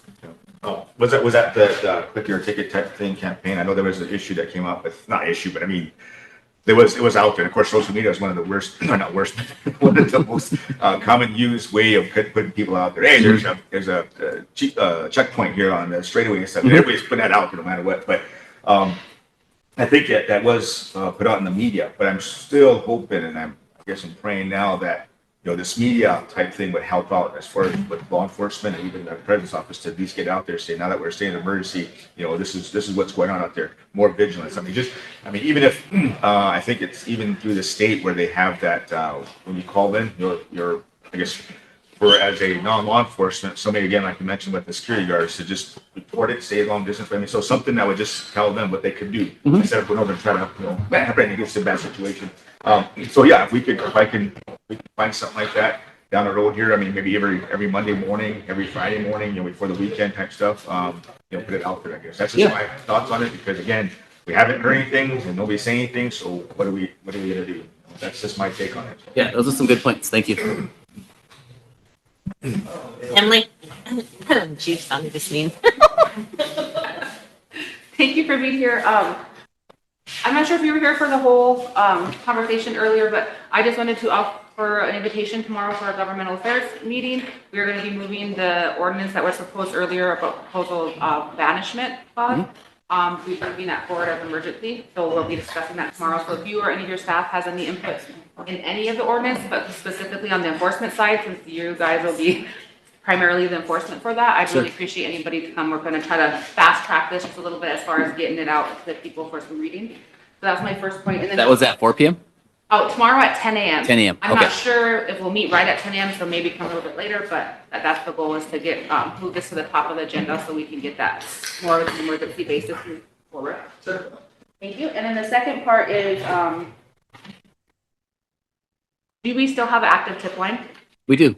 Could you say that number since we're on the air today? And I also just wanted to, kind of give people a peace of mind that it is active, we are using it, and that when you give a tip, it is doing good. Because sometimes I've been hearing, well, we call in, we don't often see anything, they're still doing the same thing, there's still traffic, there's still what's going on. So I just like to give the people a little bit of peace of mind that here's the number again, please keep using it, and that if you could give them something that we Sure. are using it. Thank you. Yep, absolutely.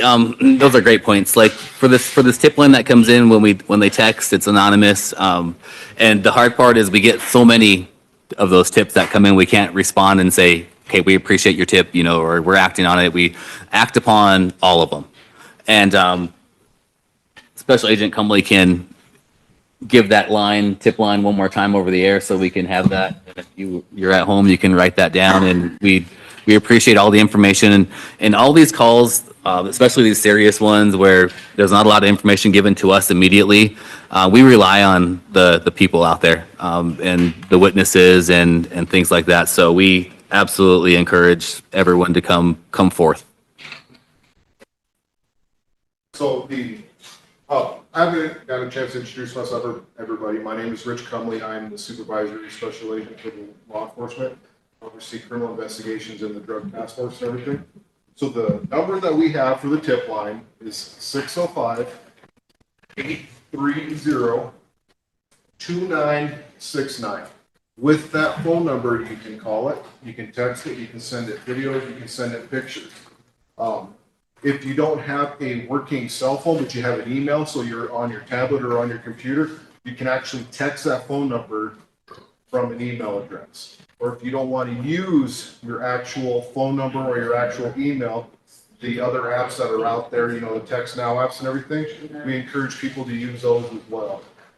It's a very busy number, I'm not going to lie.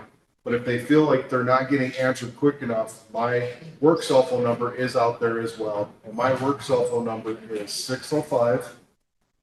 605-830-1302. And when they're not able to get to everybody's messages right away, I do encourage to send a message saying to get a hold of me, and I can take the information and I can pass it on and so forth and everything. Thank you. What was that first number again? 605? Yeah, the first one. 830-2969. Thank you. Frank, were you able to get your site up for posting information out to the public yet? I haven't yet. And Bob made a great point about the Youth Academy. That's something that we've had in the works for a while. Now that it is summertime, I think it would be a good time to maybe start a trial run, pilot program, if you will, for something like that. I think it's a great idea for 18-year-olds to kind of just start getting interest. And not even 18-year-olds. We'll probably open that up to 16-year-olds, or we'll have a good age bracket for that. We do encourage, because you can't be a police officer until you're 21 years old. So that is a little bit of time there between 18 and 21. It gives you a chance to maybe go out, and if you want to go and pursue secondary education, a college degree or something, I think that's a great opportunity for you to do that as well. Any further questions? Emily? I just wanted to throw out there that sometimes if we're successful between that high school and 21 is other law enforcement that doesn't require the firearm. So I think like jailer or CO or some of those other ones. So that's been like a nice stepping stone to give them used to a training without that long period of the law enforcement. So I just wanted to suggest that also. Thank That's a great point. Thank you. Thoughts? We're short, the police department's short staff. So our people that are listening need to help also call in, report things, start documenting things, use that tip line. And and it was said again, but I'm going to say it just to stress how important it is for our police officers to patrol, just drive in and out of those communities, in and out of them. So they know from here on out, we really mean business to the listeners. Things are going to change from here on out. So we're going to try and stop the drugs, the alcohol, you bootleggers. You all better be on the watch, because we're really going to start working hard to make sure that our Oyate have a good life And if you don't want to live a good life, then you don't belong here. Go somewhere else. Thank you. Thank you. Mike? I guess the question to the body, curfew. Could we, I know there's been recent discussion about curfew. Who is out there, you know, and curfew time, is on. So what's the curfew program gonna look like? And I guess I asked that, you know, for the body, what is it now? Right now, it's a citable offense. So What's the curfew hour? curfew hour, 11 p.m. I believe on weekdays and maybe midnight on the weekends. What's your opinion of that? That's a one who has to go out there and enforce it. Is that time, is that too late or too early or? I think 10 and 11 would probably be more appropriate, and that actually might be what it is, 10 and 11. After it gets too late, you and I both know that there's nothing good out there, and we definitely don't want our children out there walking around, unsupervised amongst some of the activities that are going on. So I think 10 and 11 would be a safe time frame. So how do we put that in effect, Bobby? We have to have 3 readings and 4 meetings before come up with a number? I think it's a law and order change. The law and order has to be changed, because what do you do to them, Frank, or when there's an infraction? Like Frank could pull up on these kids and then say, hey, it's past curfew. What are you gonna do? There's nothing really in there. Yeah, it's a citation. We'll take them home and cite their parents for the curfew violation. So when are we going to make a decision? Given the process is. We just had the first reading. It'll go back to committee and then that'll hopefully make a decision on By it. that time, it could be the end of August. I enforce, I'm a policy maker, but these policies were in place long before me. So if Sure, you're going I to know, change yeah. that, then that's a body decision. There's some way around it. That's why the law is the law. It's a little bit harder to change.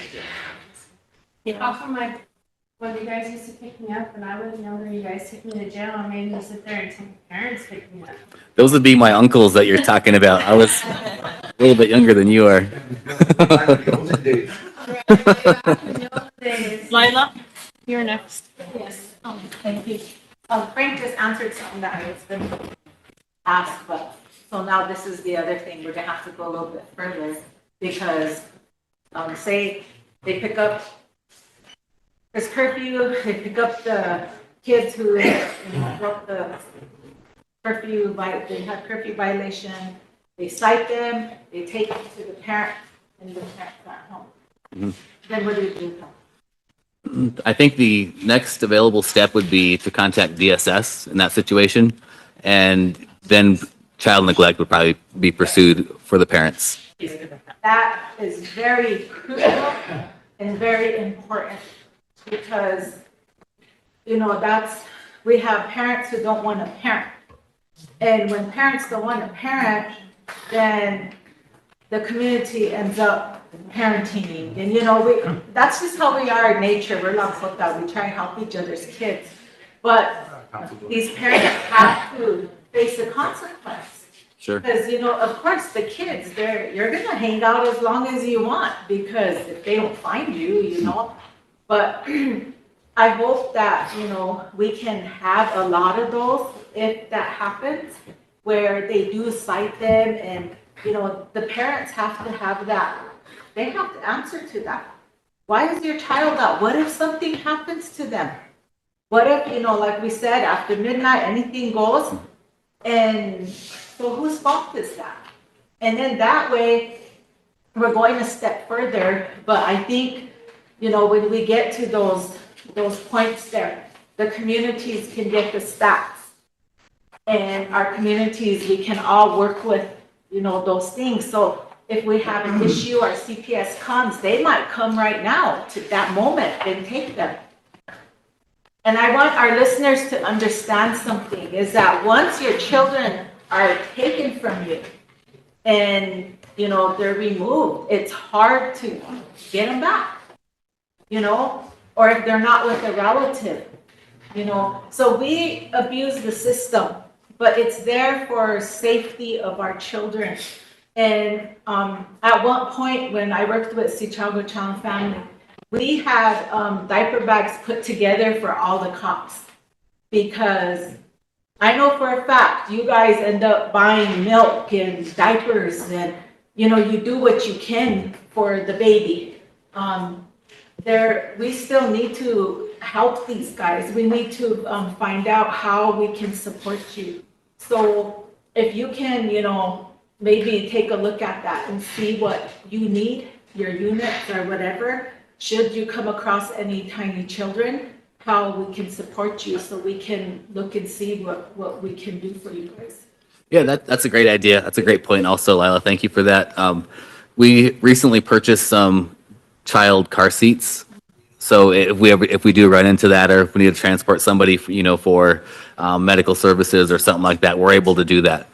That's a great point. I think additionally, when this law is being revisited, I think to add in there for part of the prosecution portion of it would be to add, like you say, maybe some parenting classes or something like that for, you know, repeat offenders. Like if you are having trouble with your child and you're not reaching out to the courts, because the courts also have programs that assist parents that are having issues with their children listening. So take full advantage of that. It's there for you. Ben?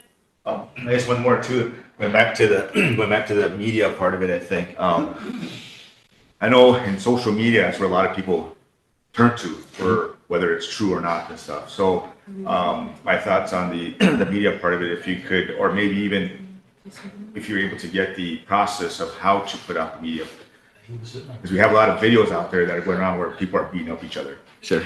Kids, you know. So I guess I don't know how you guys take that, because again, it's two ways, you know, where somebody's reporting somebody getting beat up, you know, and then I don't know if it's a fun, whatever, but you know, it's a crime because it's reporting. And then the other thing is it could help out somebody in a situation where, you know, again, like this situation over in Mission where somebody's reporting somebody getting, you know, hit. So, you know, these things, I guess for me, is like when they put it on social media, I mean, that's, you know, like, wow, it's disheartening. You know, a lot of people who read it or not read it, but see it get kind of, you know, either upset or they get angered about, you know, what's going on. So is there a process that you would recommend for those things, for those types of things, I guess? Because I don't know, I think one video of a young girl getting beat, you know, there was snow on the ground. You know, that didn't happen just the other day. That happened, you know, sometime where it was snowing. So these are just things that, you know, for me, when social media puts stuff out there, you know, we do need to have some kind of a protocol, I guess, to say, well, if this was back then, we need to find out what's happening, you know, because if they put it out there in social media, you know, what's the intention, you know? And so those are just my thoughts on it, but yeah. Some of those videos can be sent to that tip line that Rich was talking about, and we'll do the investigation the best that we can. It'd be best to have a name, like maybe for a possible victim, to go along with that and make that a little bit easier for us and shorten that process. Anytime there's a crime out there, we first look for like CCTV footage, and if that's available to us, then we'll get that from any of the businesses or homes. I know a lot of homes have security footage out there now, and we'll also look for individuals recording on their cameras and stuff like that. So there's a process for it. We'll take all that evidence and use it for our investigation. Absolutely. Council, one of the things that I'd like to see brought back to our reservation, and I think it really made a big difference on some of the criminal activity that's going on right now, is our youth diversion program. I think when that was in effect, it had an impact. And since that was no longer funded and we no longer have it, it's really made a big difference. Frank, I didn't see you respond to me, but I'm going to share this with the council. Gay Kingman sent me a list of grants. And I think that if we need to have law enforcement seek a grant writer, then so be it. But she sent me all of these, and they can all help us in some way if we can apply for them. There's the COPS anti-methamphetamine program. It's called CAMP. Anti-Heroin Task Force. Law Enforcement Mental Health and Wellness Act. Community Policing Development. community policing development accreditation, community policing development, law enforcement products and resources, collaborative reform initiative, safer outcomes, enhancing de-escalation of crisis response training for law enforcement for safer outcomes, COPS Blue Alert Program. Those are some grants that Gay Keeman recently sent, and I think that if you take a look at them, and if you don't have somebody that can write grants for you, if our program is not available to do it, then maybe we need to seek a grant writer, because those are programs that can help us. And if there's any way that we can find funding to bring a diversion program back, then I think that's one of the ways that we need to go, because a lot of our youth are just running rampant. For example, without mentioning names, I got a call, because I get calls just like law enforcement does, because I'm in my position, a 12-year-old girl that was beating on her dad and brother trying to commit a homicide. And they're like, well, we call law enforcement, we call GDC, we called all these places. There's no controlling her. What do we do? And for them, it was a threat. It was scary for them. And to this day, I haven't heard anything back on it. But go ahead, Emily. I just had a quick question that made me think of, when I was younger, we had that summer rep for several summers, and it really was successful and kept kids off. I mean, I remember vividly having good memories there.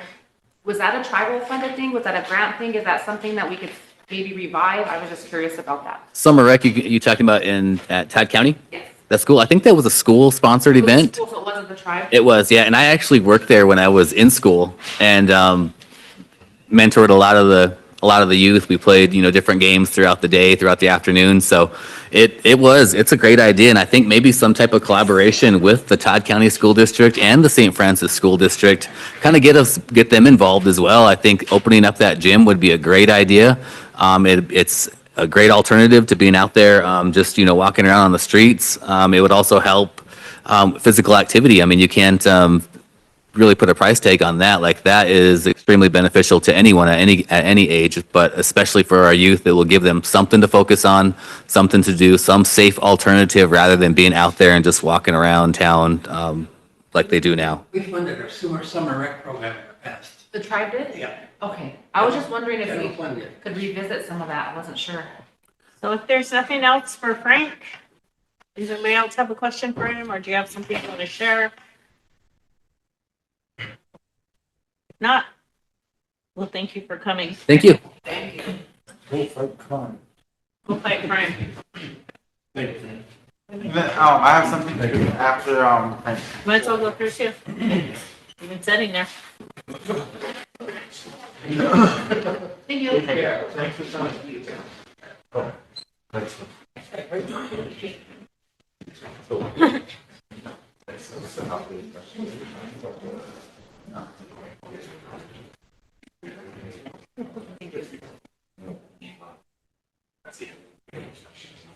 Thanks. Frank, the tribal council was complete now and hired Mr. Coney too, and hired white collar. Still working on the review How could we present you guys? to make sure she's eligible. We have so much going on out there. All the time, staff. We hired somebody that like specializes in this. Yeah. About that. You're talking about somebody like this within like the finance department, who do that type of investigations. That would be extremely beneficial for us. It basically put everything together for us. We wouldn't have to do any more digging beyond that. We would basically take that and just present that to, prosecutors, whichever office that we're. We have two things left before we call it a day. Chris has something he needs to make a motion on. Because they show up like the road when it's edited. Good, Chris. Anyways, so as we all know, that the Quality and Outdoor Suicide Preventing Mentoring Program has been, and as well as the Chicago Youth Council has been actively fundraising for the last couple of months, because they're on their way to this conference, a conference like all of us started way back when, called Unity. It's a very big thing for Native American youth across across Turtle Island. And so, This is still very just. they did what we asked them to do. They want, above and beyond, and they got donations. They made all kinds of donations. They had all kinds of food sales. They did the thing. And, their original total that they had for this trip to be possible is they had to raise $26,422. And they got to $23,922.99.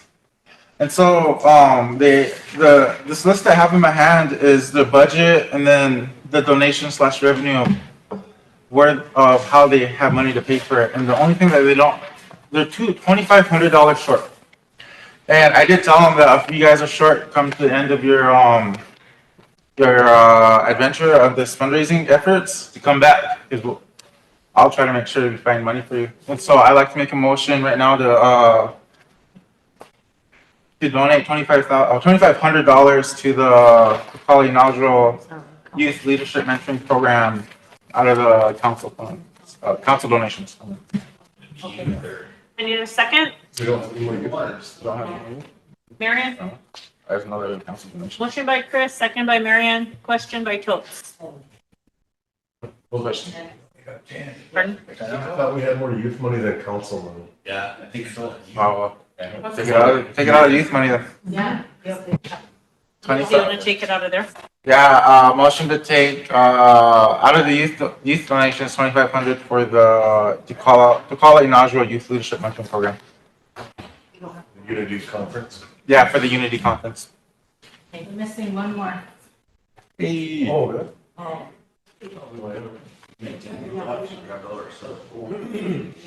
We still have Cowboy and Mike here, And then this guy's here too, he's using the bathroom. and then, let me see, who's walking in? They're having their own meeting. Oh, here comes Mike, here comes Mike. Get in here, Mike. Campaigning. Quit campaigning and So get we're back in session again. all in favor? 1, 2, 3, 4, 5, 6, 7, 8, 9, 10, 11. Opposed? 0. Not voting? 2.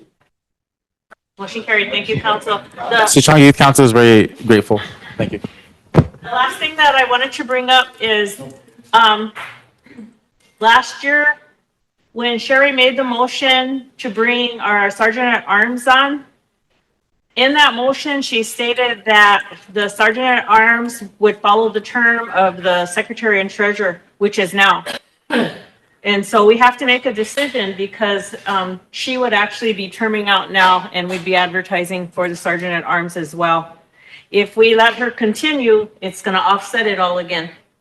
So I wanted to bring it to your attention now and not let it linger too long where it's going to be an issue later on. But in that motion that was made by Sherry was that the Sergeant at Arms would have the same term as the Treasurer and the Secretary. So what do you guys want to do? Since it's went to court already, shouldn't we follow what we just established with that last before court, which was that motion? For the Sergeant at Arms? Yeah, because remember, that's one of the reasons why we all got taken to court. Yep. And so I think that's why we made that motion, was to establish that, so I think we should stick with it. But that would just be my. So that's why I wanted to bring it up for discussions. So because I don't know if any of you are aware that that motion was sitting there and that these two terms are up. And of course, it ends on the 30th for the opening. They would have had to advertise it, right? Because it gets voted on. No, it doesn't. We see it. Oh, we see them. We see it. So we're fine. We're not stuck with that deadline, but we should advertise if we're going to advertise. Yeah, we should start doing that now. Well, that's why I'm asking you if you want it to be. Okay, motion by Chris to advertise. For 30 days. Second. Second by Wayne. Question by Mike. All in favor? 1, 2, 3, 4, 5, 6, 7, 8, 9, 10, 11, 12. Opposed? 0. Not voting? Can we have a speech from the outline?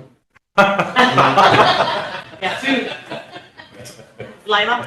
And then I did let her know that, that I was gonna bring it up because I didn't want it to be an issue later on and have somebody throw it in our face.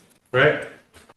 Go ahead, Lila. Emily, This just Mike. came up this morning when I got here, so I didn't get a chance to, put it on the agenda, but we have some serious issues going on about my colleagues, it's not good. Telehealth, they've been canceling all that, they canceled all the telehealth appointments, very serious ones with cardiac stuff. It's just not good right now. Miss Montelo, I can't remember what her first name is, but she is now up there and causing a stir amongst these. Contracts aren't being redone. I'm worried about the Boston doctors. They're the best thing we have here so far. And there's no OB. There's no, I mean, all these clinics, what if they shut us down?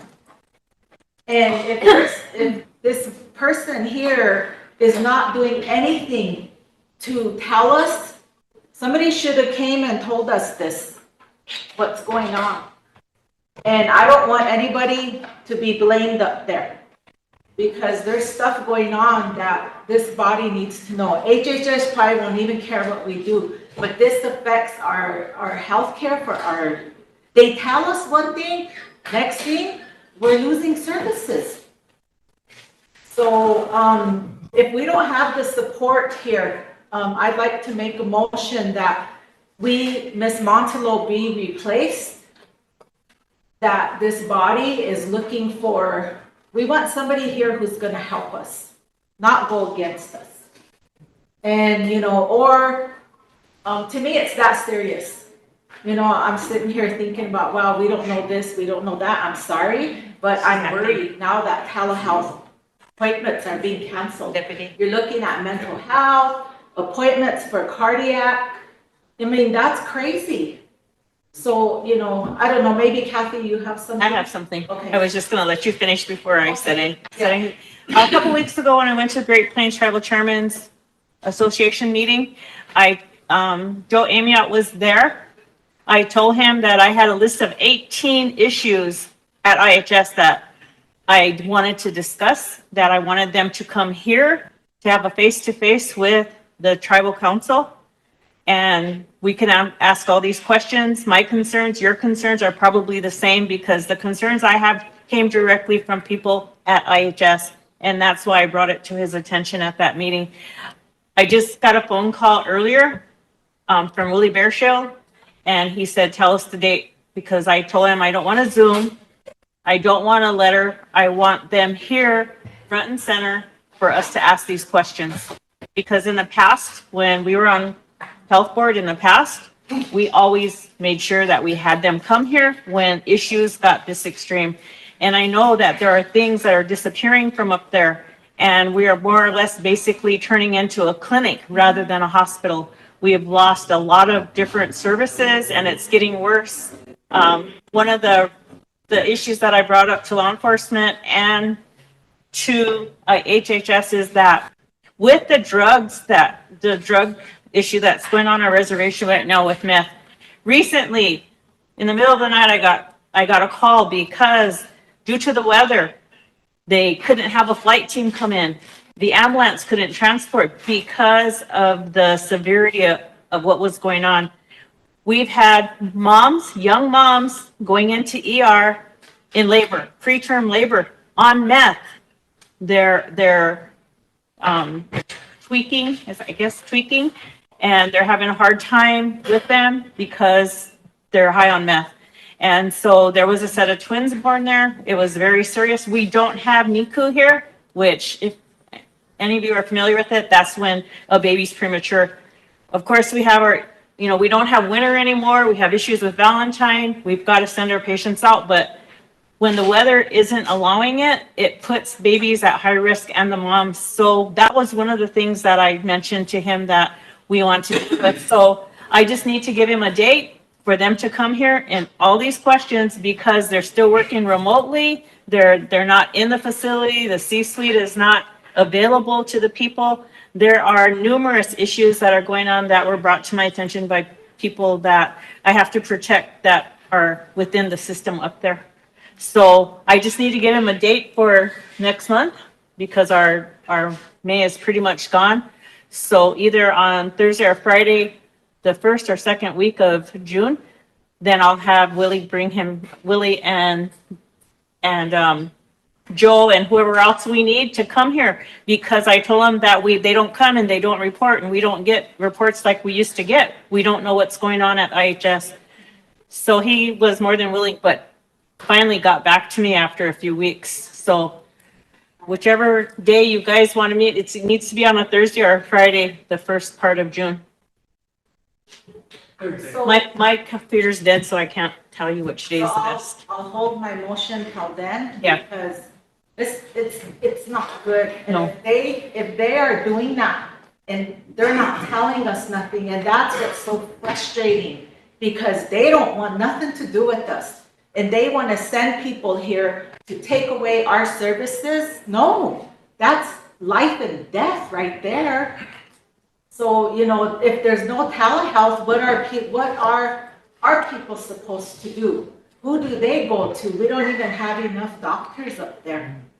And, you know, they just bring people here who aren't here in the best interest of our Lakota people's health care. So I'm really glad you got in touch with them, because we need to get this done. We have health board on June 5th, and then we have council on June 12th, and holiday is That's the Juneteenth. right one. Oh, that's the right one. Okay. Yeah, so So June 5th? How soon do you want them here? that would be good. June 5th? Yeah. What day is that? It's Thursday. Mhm.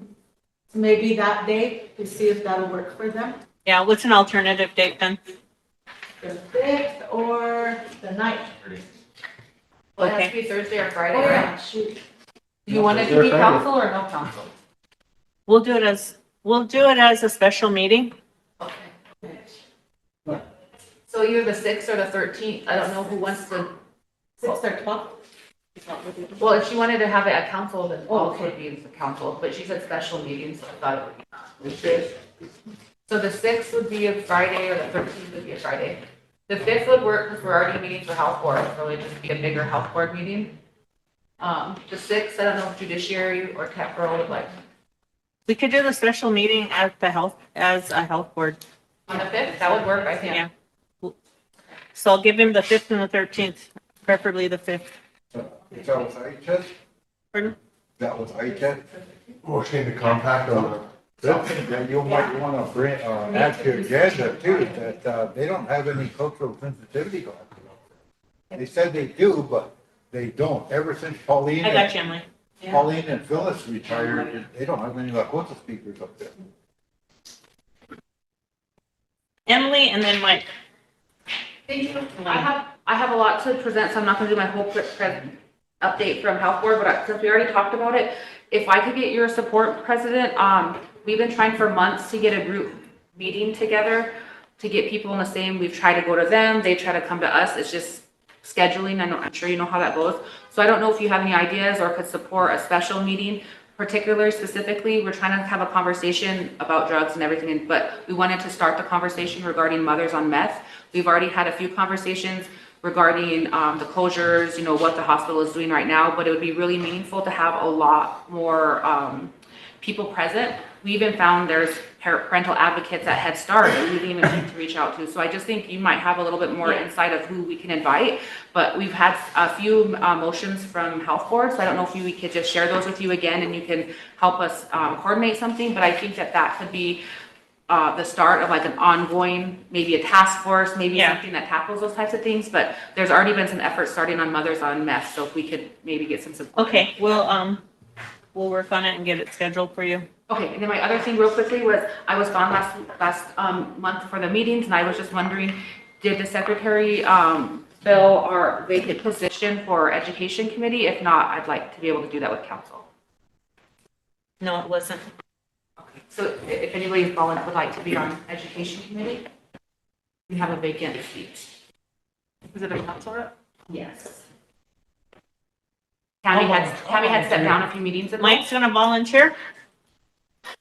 Does somebody want to nominate Mike?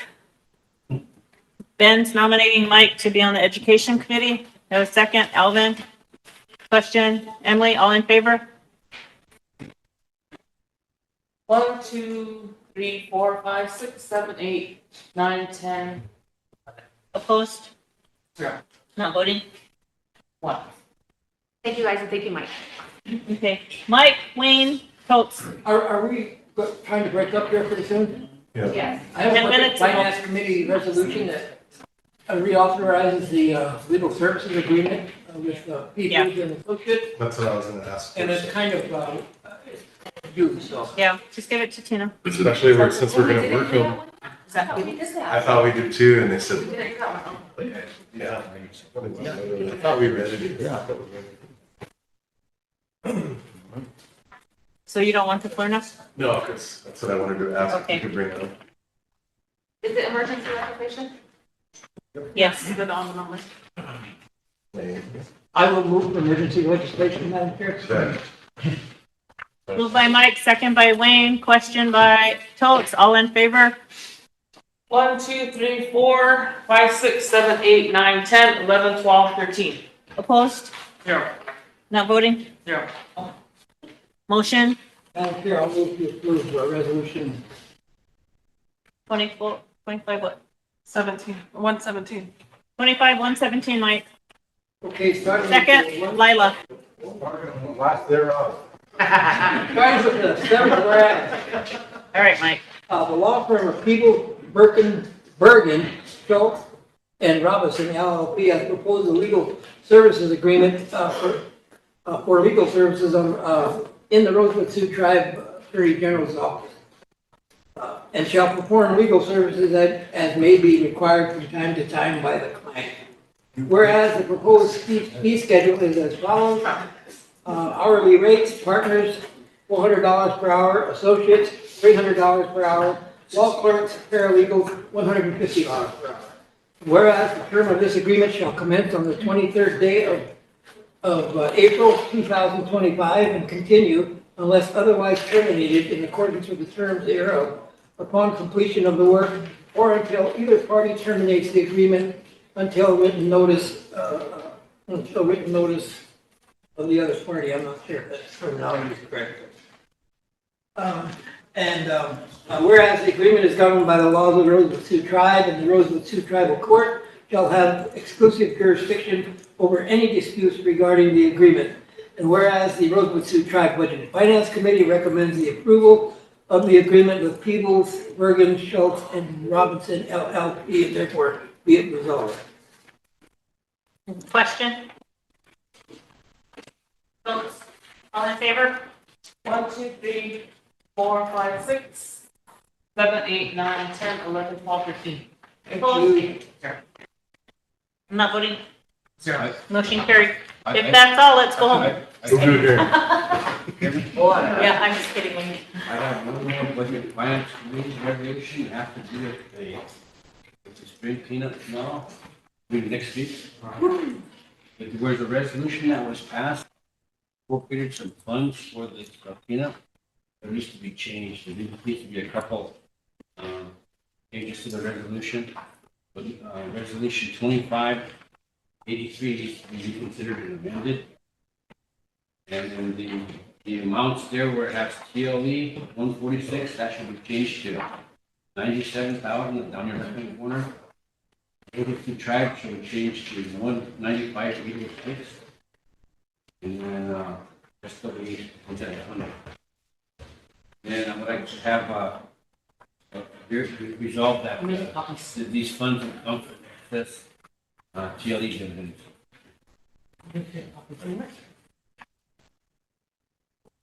Excess TLE. And this went through Tuesday. As amended. As amended? As amended, Mike Bolts, second. To approve, Oh. we're amending the resolution, Yeah, right? amending. Amending, resolution, amendment to resolution 2025-83. Second, Coates. Question? Wayne, all in favor? Oh, where'd Tina go? Copies, because it's short. Oh, okay, I'll count. 1, 13, Opposed? 0. Not voting? 0. Motion carried. Motion to adjourn? Hold on, remember I was up next. Oh. Wait a moment. But, hey, I'd like to step down from budget and finance this month. I have a lot coming up, so if anybody else wants. So does somebody else wanna? Weighing on it? No, I'm gonna accept it. Oh. He's on budget and finance. Oh, Marion? Second is motion. you want, Move to accept the resignation. Marion will do it too. Question. All in favor of her accepting her resignation? 1, 2, 3, 4, 5, 6, 7, 8, 9, 10, 11, 12. Opposed? 1. Oh, 0. Not voting? 1. Motion carried. Now we need a motion. Yep, to nominate Marion. Phillips nominates Marion. Marion, do you accept? Good. Okay, second. Wayne, question. Chris, all in favor? 1, 2, 3, 4, 5, 6, 7, 8, 9, 10, 11, 12. Opposed? 0. Not voting? 1. Motion carried. Thank you. Anything else, Wayne? Motion to adjourn? Second to his motion to adjourn? Bylaw question, Mike Foltz, all in favor? 1, 2, 3, 4, 5, 6, 7, 8, 9, 10, 11, 12, 13. Thank you, guys. Thank you. Have a good weekend, you guys. I'm going back to rapid.